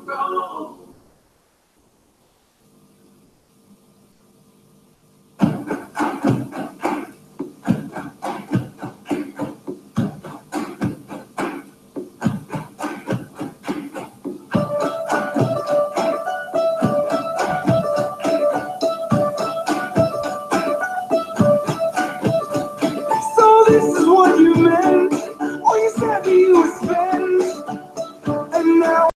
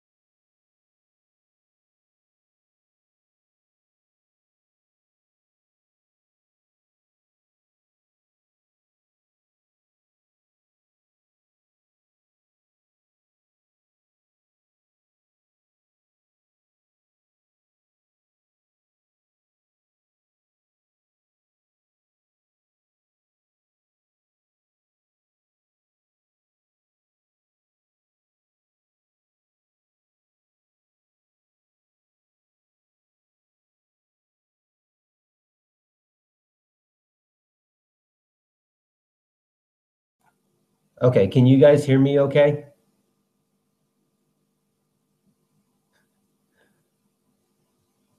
Are you guys able to hear me? Yes, nod your head, Yes. no? Okay, okay, cool. Thank you, I appreciate that. All right, so I'm gonna go back to sharing my screen really quick, okay? All right. Okay, so thank you very much for that. I really appreciate it. I'm actually working on multiple devices today, so it's going to kind of be a little bit of a challenge. Normally, I'm used to presenting this session in front of, you know, a bunch of people. And so when you do it online, it's definitely a little different. So Kind of just bear with me for a second. All right.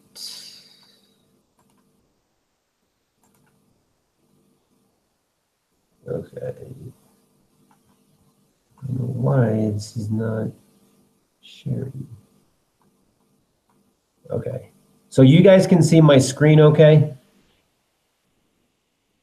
Can you all see my screen? Okay. All right. I just want to make sure because I'm looking at a live feed, and so it's a little different for me over here. Okay, so thank you very much for joining me. I appreciate it. My name is Matt Casteja. I'm actually an instructional technology specialist in Round Rock, Texas. If you guys don't know where that is, Round Rock is about 20 minutes north of Austin. So it's far enough away from the city that, you know, you kind of get a different outlook on life. But if you want, you know, the fast pace of the city, you know, it's just a quick drive. So you can access these slides actually from my website. So if you go to www.mattedutech.com and you click on the conferences tab, you are able to follow along with me today. And if you would like to reach out to me through email, my email is matt@mattedutech.com. And I am on all the social medias, Twitter, Instagram, Facebook, and LinkedIn. My Twitter handle is @MattEdutech, and if you follow me, I will follow you back. Okay, so normally when I do this, oh, actually, let's talk about this first. Okay, so because this is a virtual experience, and I kind of want to make sure that all of your questions get answered, and I do know that we have the live chat going on, but what I've done is I've created a parking lot Padlet for you. So if you're on my website and you are looking at the slides right now, the link is actually inside of the, I believe it's the third or fourth slide. So if you just click on the words here, it will take you to the Padlet. So you can post your questions there. You can also share your Twitter handle. Those of you that are in here with me live, I really appreciate that. But those of you that maybe will watch this back on the replay, I'll keep that Padlet open.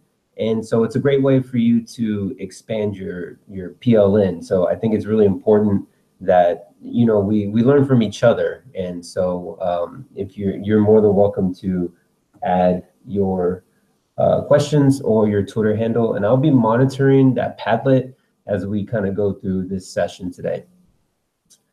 All right. So what is Google Keep? Okay. Well, normally what I would do, and again, because we're in a unique environment, normally I would play this video, but I'm not real sure what the sound is going to do, and I don't want to really take a risk, but you're more than welcome to view this video on your own and kind of just basically what it is it's just a summary of what Google Keep does. But what I'm going to do for you today is this is actually going to be a live demo.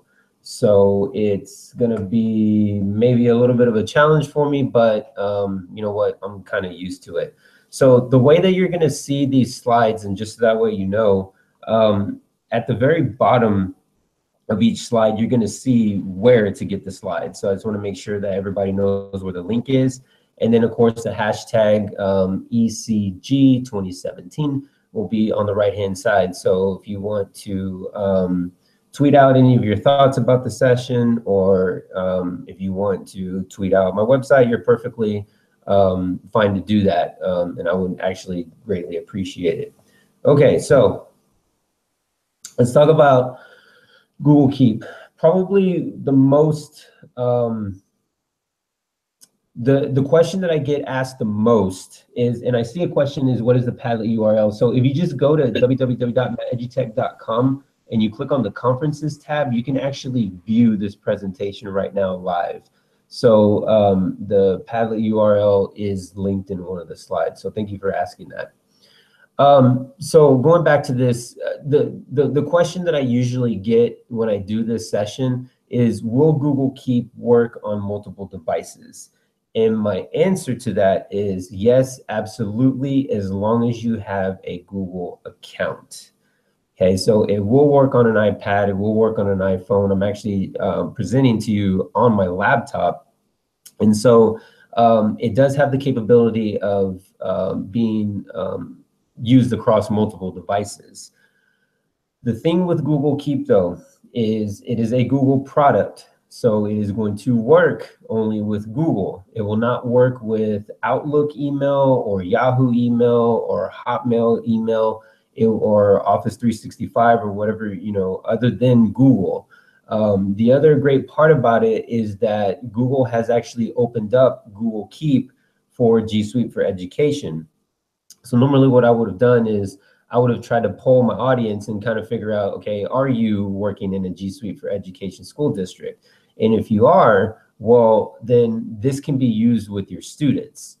And if you're not, it's kind of one of those things where you could have your students create personal Gmail accounts to use Google Keep, but again, you would have to probably talk to your admin about that to see if it's something that could be used. But I am happy to say that Google has opened this up through their G Suite for Education products, so kind of neat.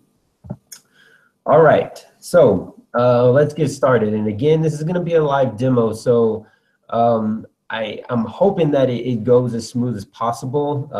And there's going to be a point in time where I'm actually going to switch over to an iPad, so that way you guys can actually see the difference between using this on a laptop or Chromebook versus an iOS device. And this also can be used on an Android device as well. So, you Android folks out there, I didn't leave you out. I definitely show some love from my Android people too. So on a laptop or Chromebook, okay, the easiest way for you to get to Google Keep is you can use a Google Chrome browser. Again, Google works with Google. But up in the Omni box, or that search box that you use for URL addresses, if you just type in keep.google.com, it should take you to a sign-in page if you're not already signed into a Google account, and then Google Keep will just open up for you, okay? The other thing you could do is there is an app that you can add onto your Google Chrome profile. So it is in the Chrome Web Store, and I've actually linked it here in this slide. So you're able to have it as an actual application tied into your Google Chrome sign-in. So I think that's kind of neat. If you're on a mobile device, okay, so in my school district, we use laptops, Chromebooks, and iPads. And so what I normally use it for is, or how I use it, I should say, or what device I use it on, is my iPhone and my iPad. So if you go to the App Store, you can search Google Keep and you can find the actual app itself, and then you can just download it to your phone. And it just works like any other application that you have on a mobile device, okay? All right, so here we go. Now for the fun part, right? So what we're gonna talk about first is just some general things having to do with Google Keep. One of the things we're going to talk about is the 3 different types of notes that you can actually have on the platform itself. So we're going to look at a note, we're going to look at a list, and we're going to look at a drawing. Then we're just going to talk about some general settings. I'm going to introduce you to what labels are. I'm going to show you some custom settings that are already kind of built into the interface itself. And then we're going to talk about pinning, okay? So here's where I'm going to start switching windows and all that kind of stuff. So I'm going to get away from this presentation for a second. And I'm actually going to open up my Google Keep here. So I'm going to give it a few seconds because I'm actually watching the video live in real time. And there's a little bit of lag, it looks like, between what people are seeing in the live video versus what everybody else that's actually in the Google Hangout. Okay, so we're there now, right? So when you get into Google Keep and you don't have anything, like you're starting on it for the first time, this is what it's going to look like, okay? So what I'm going to do is I'm just going to take just a general note. So I'm going to come in here, and I also have to tell you this, that usually when this presentation is in front of an audience, what I encourage you to do is to use Google Keep to kind of follow my demo and actually take notes about it, because I'm a really big advocate for hands-on learning. And I think that's really the best way, is you just got to get in there and just do it and just get messy and just try out different kinds of things. So you're more than welcome to follow along with me inside of your own Google Keep account. So what I'm going to do is I'm going to give this note a title. So we're going to do Ed Change Global, because that's what we're doing today. And inside the body of the note, I'm just going to say thank you. Thank you for attending. It would help if I could spell attending the session. Okay, and then I'm just going to click done. Okay, so you'll notice that what it does is it's almost like, this is what I usually tell audience members, is that it's almost like a virtual like cork board in a way, or a whiteboard. You're kind of like putting like Post-it notes everywhere, and then you can go back and kind of reorganize them however you see fit. Okay, all right. So the next note that we're going to take is, I'm going to go a little bit out of order, but we're going to do a drawing. Okay. So what I'm doing is I'm clicking on the icon that looks like a little marker. And so I'm going to click on that. And what this does is it allows you to actually draw inside of Google Keep. Okay. So I'm going to talk about the icons that we're seeing up here. So this first option, it allows you to select a certain area of your Google Keep note that maybe you want to re-edit, or something like that. You have an eraser here. You have actually 3 pin options. Okay, so for today, I'm just going to use this first pin, just so that way it looks a little bit easier on the eyes. But what I'm going to do is I'm actually going to hit this drop down arrow here. Okay, so what this drop down arrow does is it allows me to change the color of the pen that I'm using, but it also allows me to adjust the size. And so that's really important, I think, especially when you are demoing this for the first time, is you got to make sure that your audience sees what you're drawing. Okay. The other thing you could try, okay, is if you'll notice that there's just one row of colors here. But if you click this drop down arrow here, there's more options. So it's kind of a great way to kind of distinguish your notes, and you'll see in a second when I start drawing. So for today's demo, I think what I'm going to do is I'm going to choose purple, just because that's one of my favorite colors, and I'm going to choose this pen size right here, just so that way you guys can see this. Okay, I'm going to close this up. All right, so you'll notice that you have of course the marker is purple. So I'm just going to do a really quick math problem. Okay, so shout out to my math teachers out there, hopefully, that are going to be watching this at some point. Okay, now I am not the best artist. I will tell you that right now. So if you want to make fun of me in the chat or the Padlet, you totally can. I'm all for it. Okay, so watch this. So what I'm going to do is I'm going to make a math problem here. Okay, so we're going to do 4x, that isn't x. Oh, wait, sorry, 4 plus x equals 9. Okay, that's a really long plus, but that's okay. You get it, right? 4 plus x equals 9. So this is a great way, maybe if you want to use this as like an exit ticket for your students. And I'm going to go ahead and solve this real quick just for the sake of time. So we know that x equals 5, right? Okay, really cool, awesome. All right, so what I'm going to do now, click out of this. So now you're starting to see the difference. Okay, so we have again, I think the video, I'm going to wait a few seconds, just because again, I'm looking at it live, and I don't want my voice to be ahead of what you're seeing on the screen. Okay, so there we go. All right, so you see 2 examples here. Okay, so you have a note that you can draw on, or just a simple note that you can just give a title and some text to. Okay, so now here is my favorite part about Google Keep.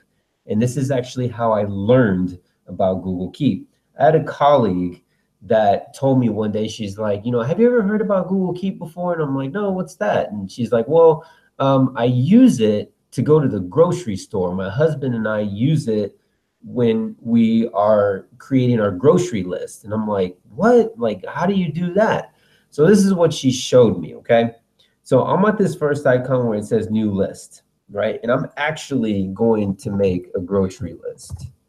And it just so happens that we are on a Saturday, and Saturday is usually when I go to the grocery store anyway. So this may actually work out for me. Okay, so I titled it, and you'll notice that it says list item, okay? So what I'm gonna do is I'm gonna start making a grocery list. Okay, so I know I probably need eggs, and all I'm doing to get to the next list item is I'm just hitting enter on my keyboard. So I probably need some milk, I'll probably need some bread, and I really love bananas. Okay, so I'm probably gonna add that to the list, and maybe some apples. Okay, so real simple list, and I'm just gonna leave it right there.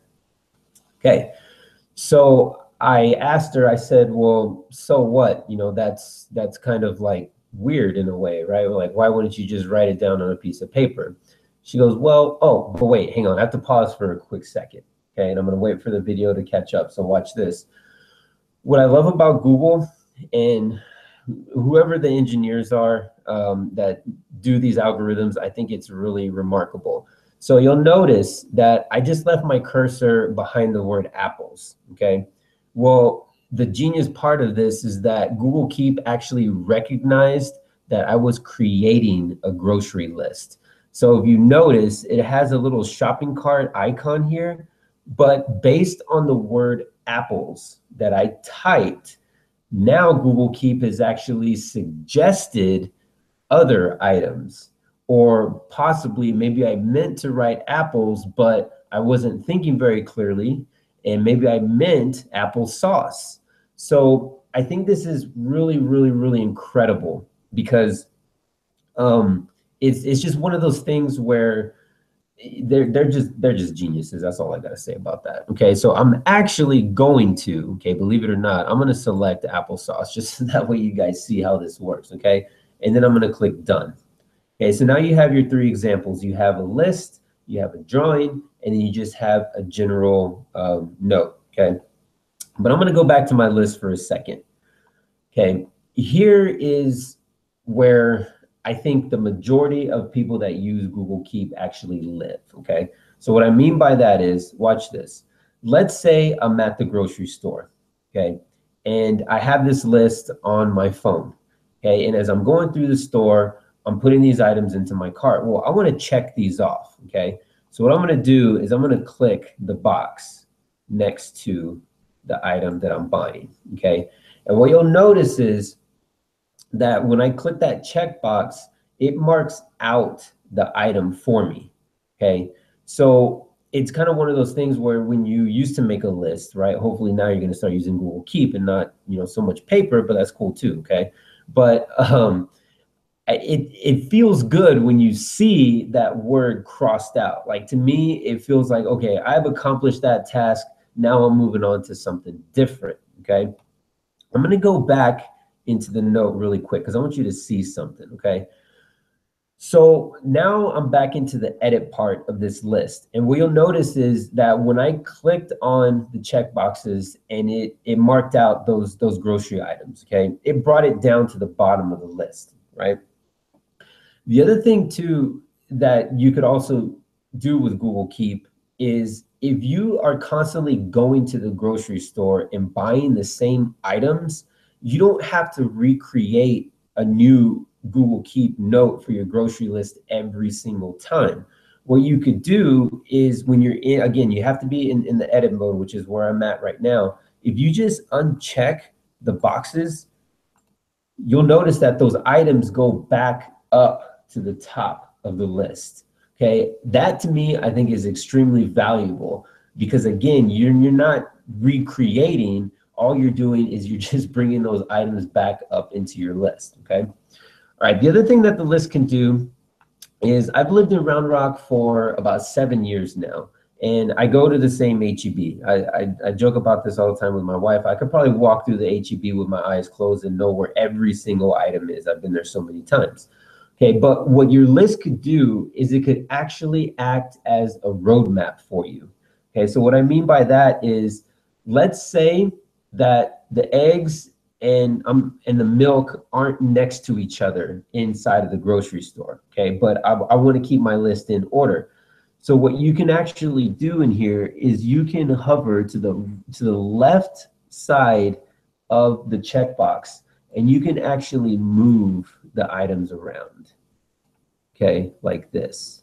Okay, so maybe I do need the bananas first, and then I go to the eggs, then the bread, then the milk, and then the applesauce.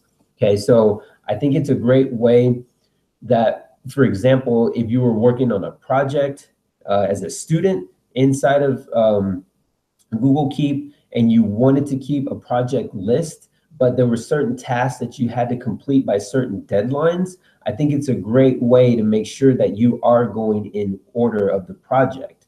So again, I'm using this as a grocery list example, but you can also apply this to project-based learning as well.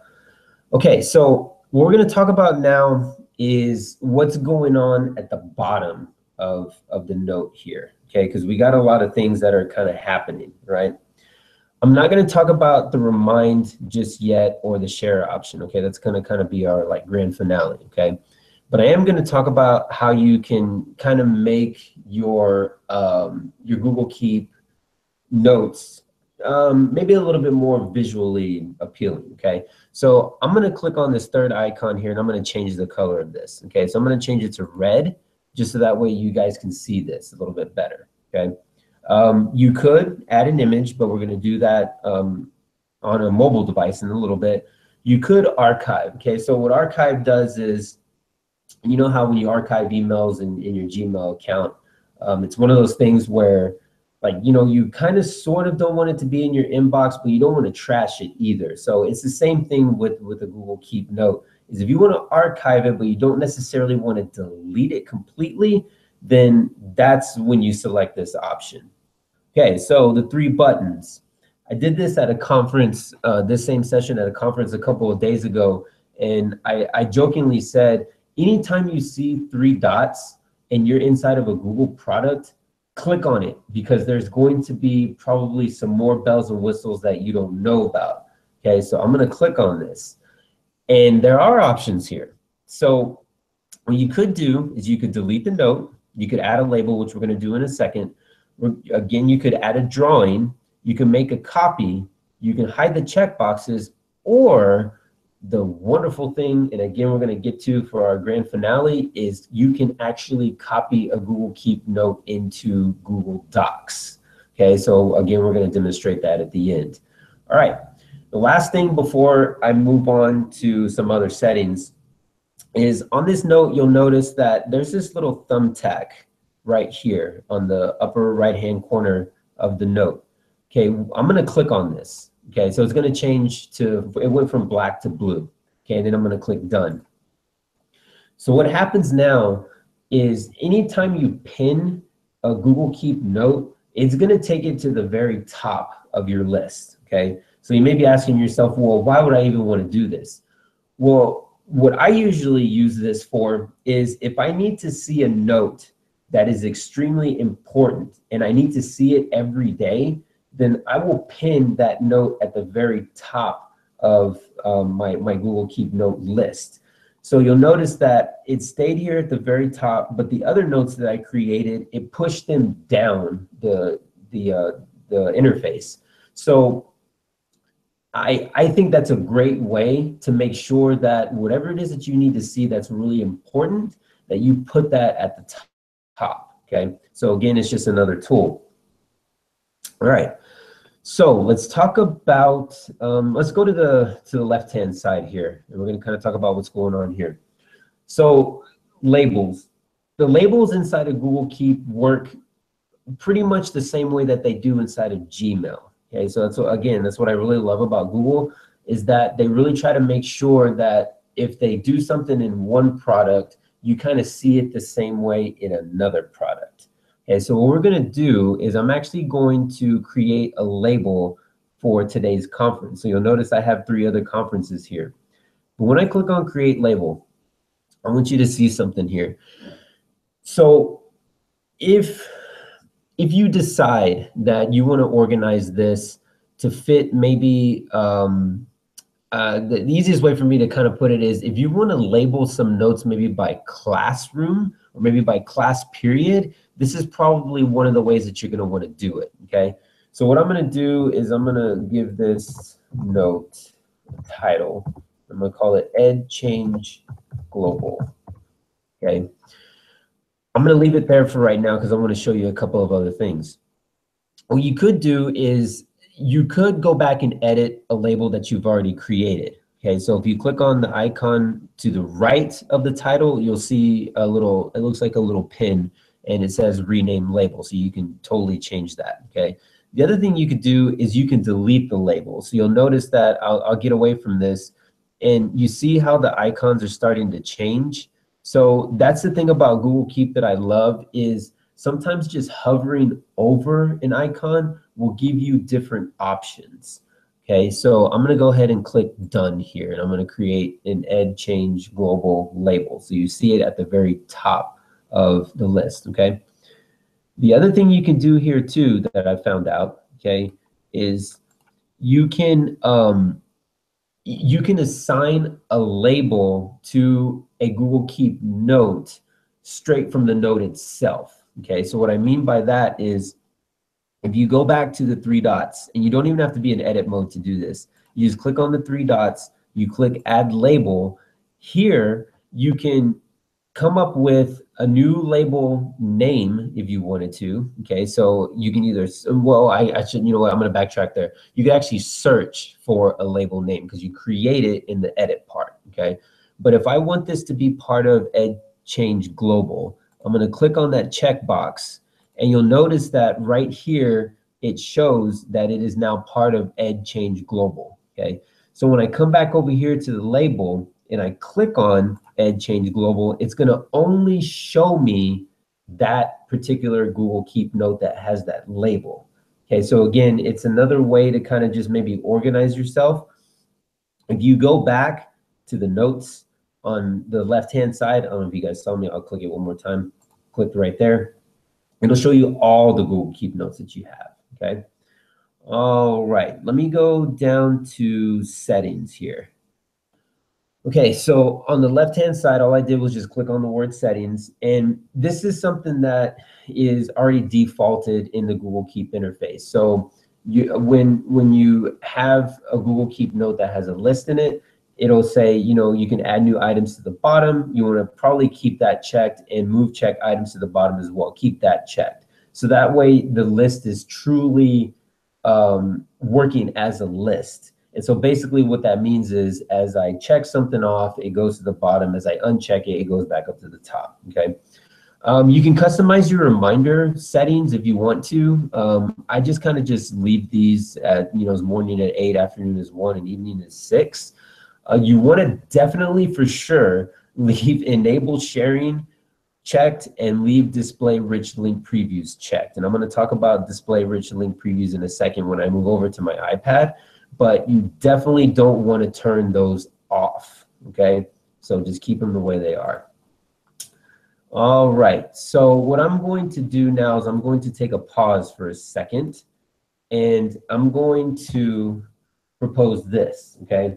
So on the handouts for today, or I'm sorry, on the Google slide presentation, this is where I normally would take some time to kind of interact with the audience and, you know, kind of have them, you know, do a little think, pair, share. But since we're doing this online and virtual, okay, I came up with a think, Padlet, share. So the question I'm going to pose in there is, what are 2 ways you can use Google Keep in your classroom now that you've seen what you've seen so far?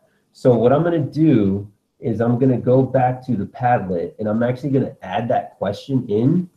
So if you want to go back and respond to it at a later date, you're more than welcome to. I'm just curious to see maybe what, so what are 2 ways you can use Google Keep in your classroom?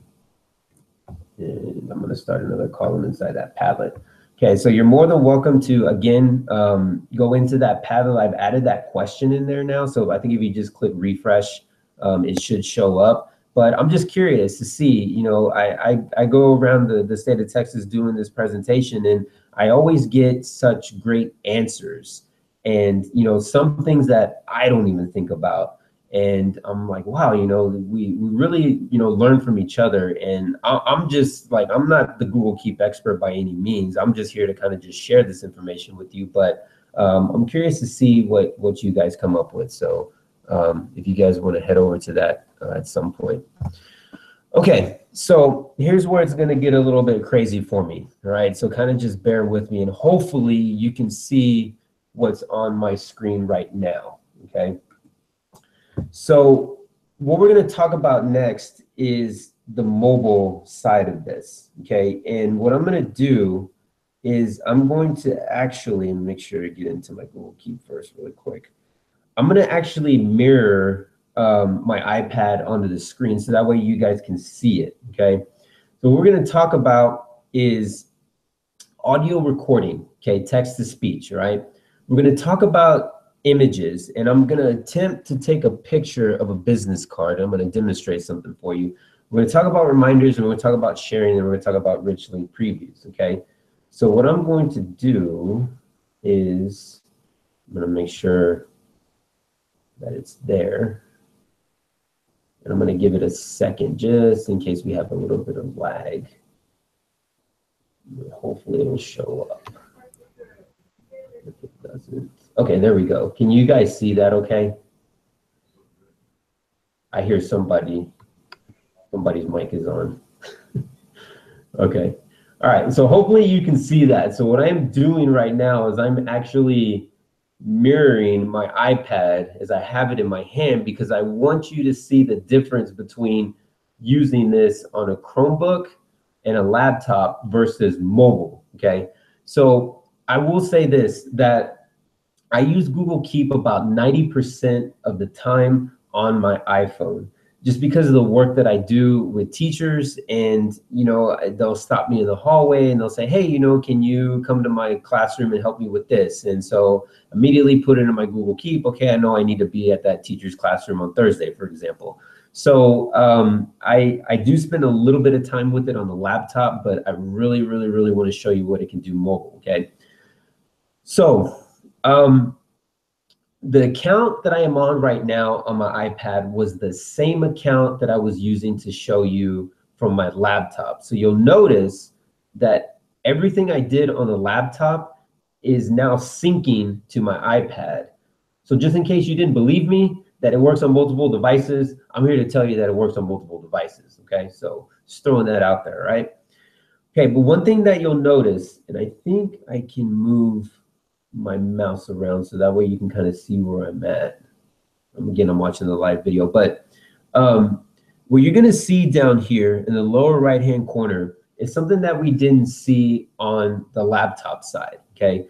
Which is the ability to use a microphone and also to take a picture, okay? So what I'm gonna do first is I'm going to use the microphone. Okay, so I don't know how much lag this is going to have, but I'm just going to do it anyway. Okay, so I'm going to click on the mic. Thank you for coming to my session. Okay, I'm going to let that kind of catch up. Okay, so what happens is this. When I clicked on that microphone on my iPad, and you'll see me doing the recording, and as I'm speaking, what happened was Google Keep translated the audio from my iPad. So I think that is incredibly valuable, especially for text-to-speech options. So one of the things that, again, we're going to talk about in a second, and I want to make sure I don't get too ahead of myself, is the ability to actually share Google Keep notes with your students. So I think this is, when I first started demoing this, I was blown away at the fact that it translated what I said. Okay, so what I'm going to do is I'm going to give this, oops, sorry. I'm going to come over here. Never mind, you don't even want to know what I was doing, but I was actually trying to click on my screen to type, but I forgot I was on my iPad. So little funny note, right? All right, so Google Keep, And we're gonna do text to speech. And Matthew, I'm so sorry to interrupt. That's okay. That this has been fabulous. I think a couple of us are trying to get onto the Padlet, but the presentation, Stephanie pointed out that it said we need permission to access. So okay. Thank you for letting me know. I know you're in the middle of your presentation. I just want to give you a heads up. Okay, thank you for letting me know. I appreciate that. I'll make sure that it's open. Thank you. This is fabulous. I love it. I love it.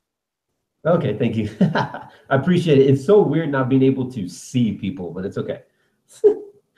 It's fine. All right. Okay, so the next thing I'm going to do is I'm actually going to take a picture. Okay, so I'm going to click on the icon for picture. And what you'll notice is it gives you two options. So it'll either have you take a photo in real time, or you can choose an image. Okay, so what I'm going to do is I'm going to attempt this. Okay, so you guys are actually going to see where I'm at. Okay, so I'm going to take a picture of this business card. Okay, really quick. And it is going to be, you know what? Let me see if I can do it like this. Just so that way you guys can see it upright. Okay, so I have a business card here. Oops. I'm going to take a picture of, make sure I try to get it as clear as I can. Okay, and I took it. All right, so I'm going to use this photo. Okay, and it's going to take a little while for it to render, just so you know. But I'm just going to leave that there. I'm going to give it a title. I'm just going to say, I'll just say cool photo. Okay, we'll leave it like that. And then we'll give a shout out to my people at Kahoot, right? Hopefully, if you are a K through 12 educator, you are using Kahoot in your classroom. It's an amazing product. Okay, so you see now we have more examples here. Okay, so again, we're going back to the list, we're going back to the drawing, we're going back to just a general note. And you see now that we have the text to speech, and you see that little play button. So if I went in there, I could actually play it from here. Or you can take a photo and then you can give that a title and with some text as well. Okay, so I'm gonna kind of come back to that in a second. All right, let's see. Where do I want to go from here? So I'm gonna go back to the general note real quick. Okay, so hopefully that'll pop up in a second. I'll give it, like I said, a couple of seconds. Okay, because I want you to see something that's a little bit different than what you see on a computer. And hopefully it'll go. Okay, there we go. All right.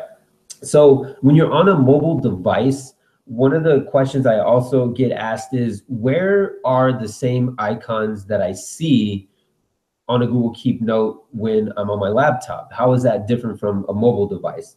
So if you notice down here on the left-hand side, there's a plus sign, and then on the right-hand side, there's those three dots again. Okay, so I'm gonna click on the plus. And here is where, again, you can go back to taking another photo. You can choose an image because now you're on an iPad, you're on a mobile device that allows you to do that. Okay, you can also do another drawing.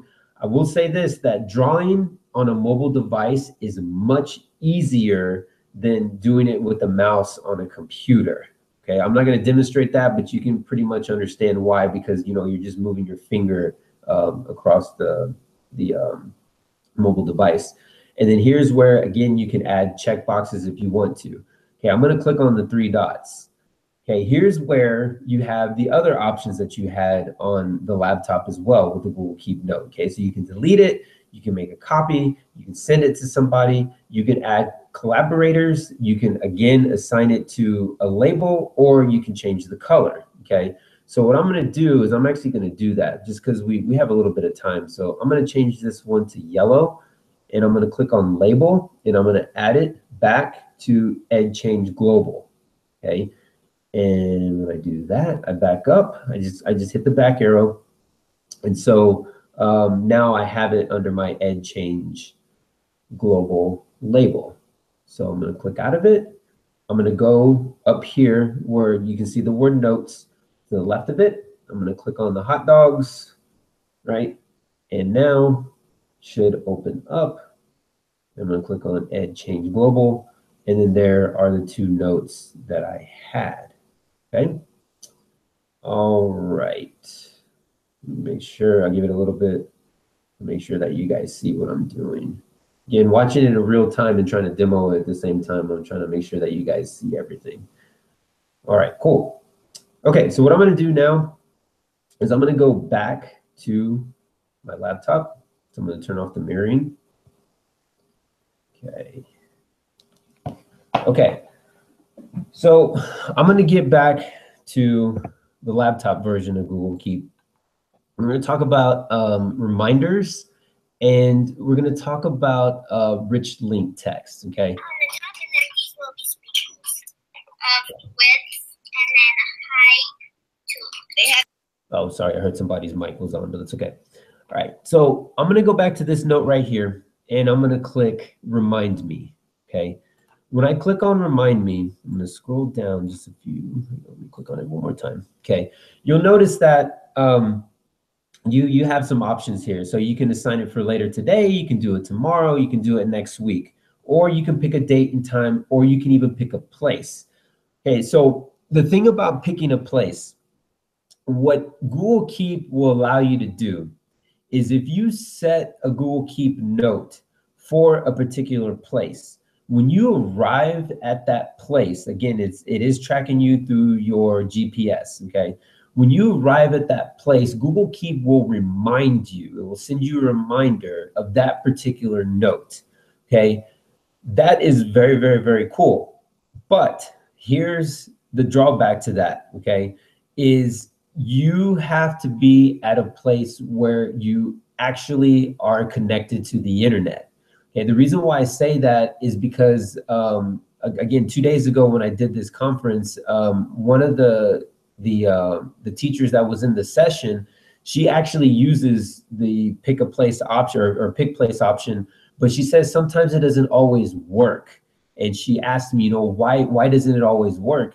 And the answer that I had for her was, well, maybe the internet connection isn't as strong. And so again, if it's going to remind you, it has to be able to detect where you are, and maybe the connection is just not there. Okay, so kind of just be careful with that. I mean, it is a cool option, but it may not always work. Okay, so just as a heads up.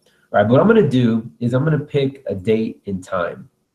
Okay, so today is July 29th, and if you click the drop down, you can select other calendar dates, but I'm just going to keep it as July 29th. Okay, I'm going to go here.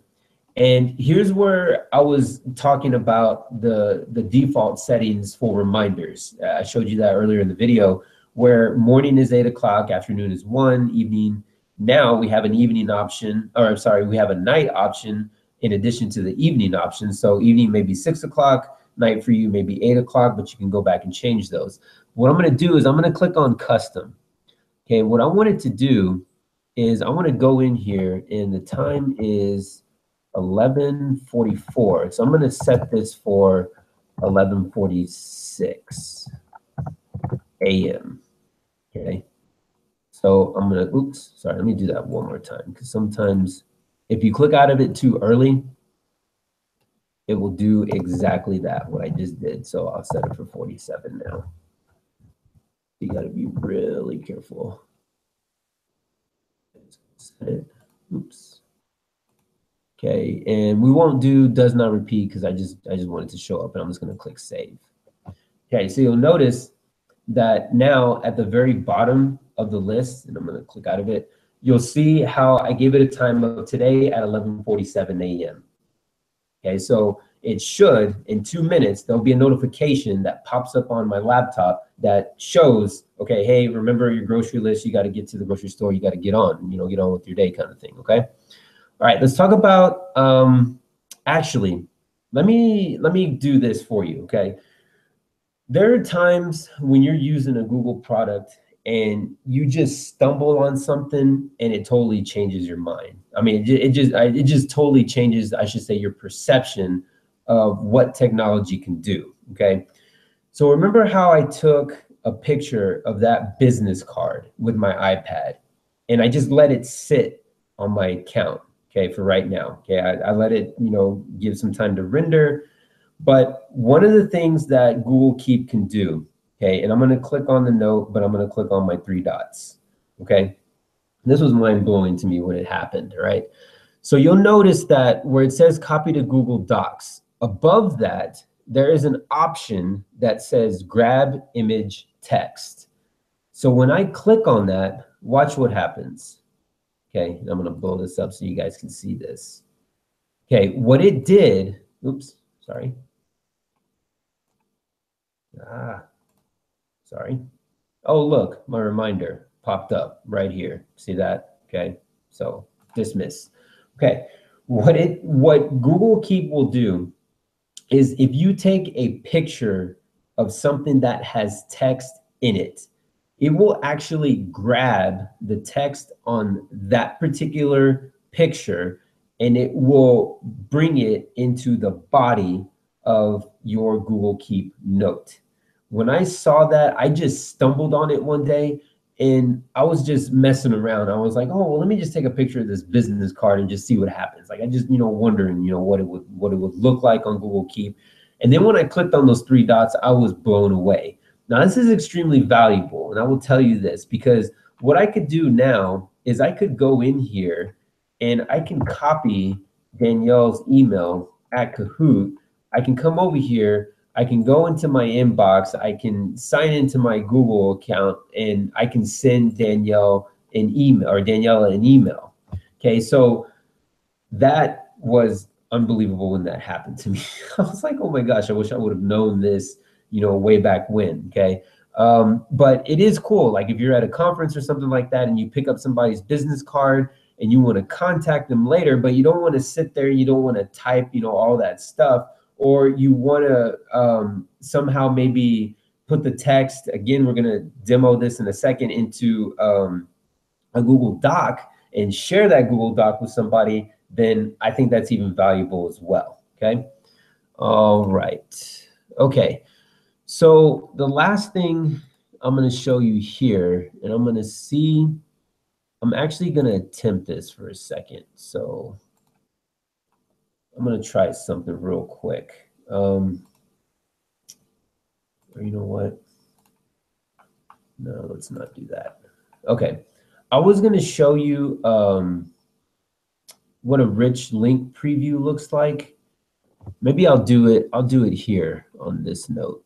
Let me go back to here for a second. And I'm just going to type a website. So I'll for the sake of the demo, I'll just do my own website. So that way you guys can see this. Okay. And I'm going to click done. Okay, I'm just going to let that sit for a second. And hopefully this will work. Okay, I'm going to leave it. Should pop up. Okay, it's not working just yet, but what I'm gonna give this time to kind of render for a second, but when you type in a URL address into Google Keep, what Google Keep will do is it'll give you a preview of that particular website, or if it's a Google Doc, or if it's you know, maybe a blog or something like that.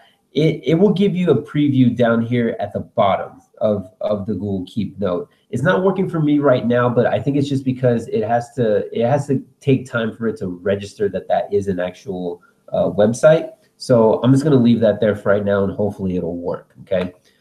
So we have about 10 minutes left, and I'm going to show you this.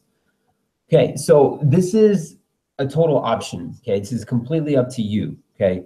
But one of the things that I usually try to do is I try to get information, or I'll say it like this.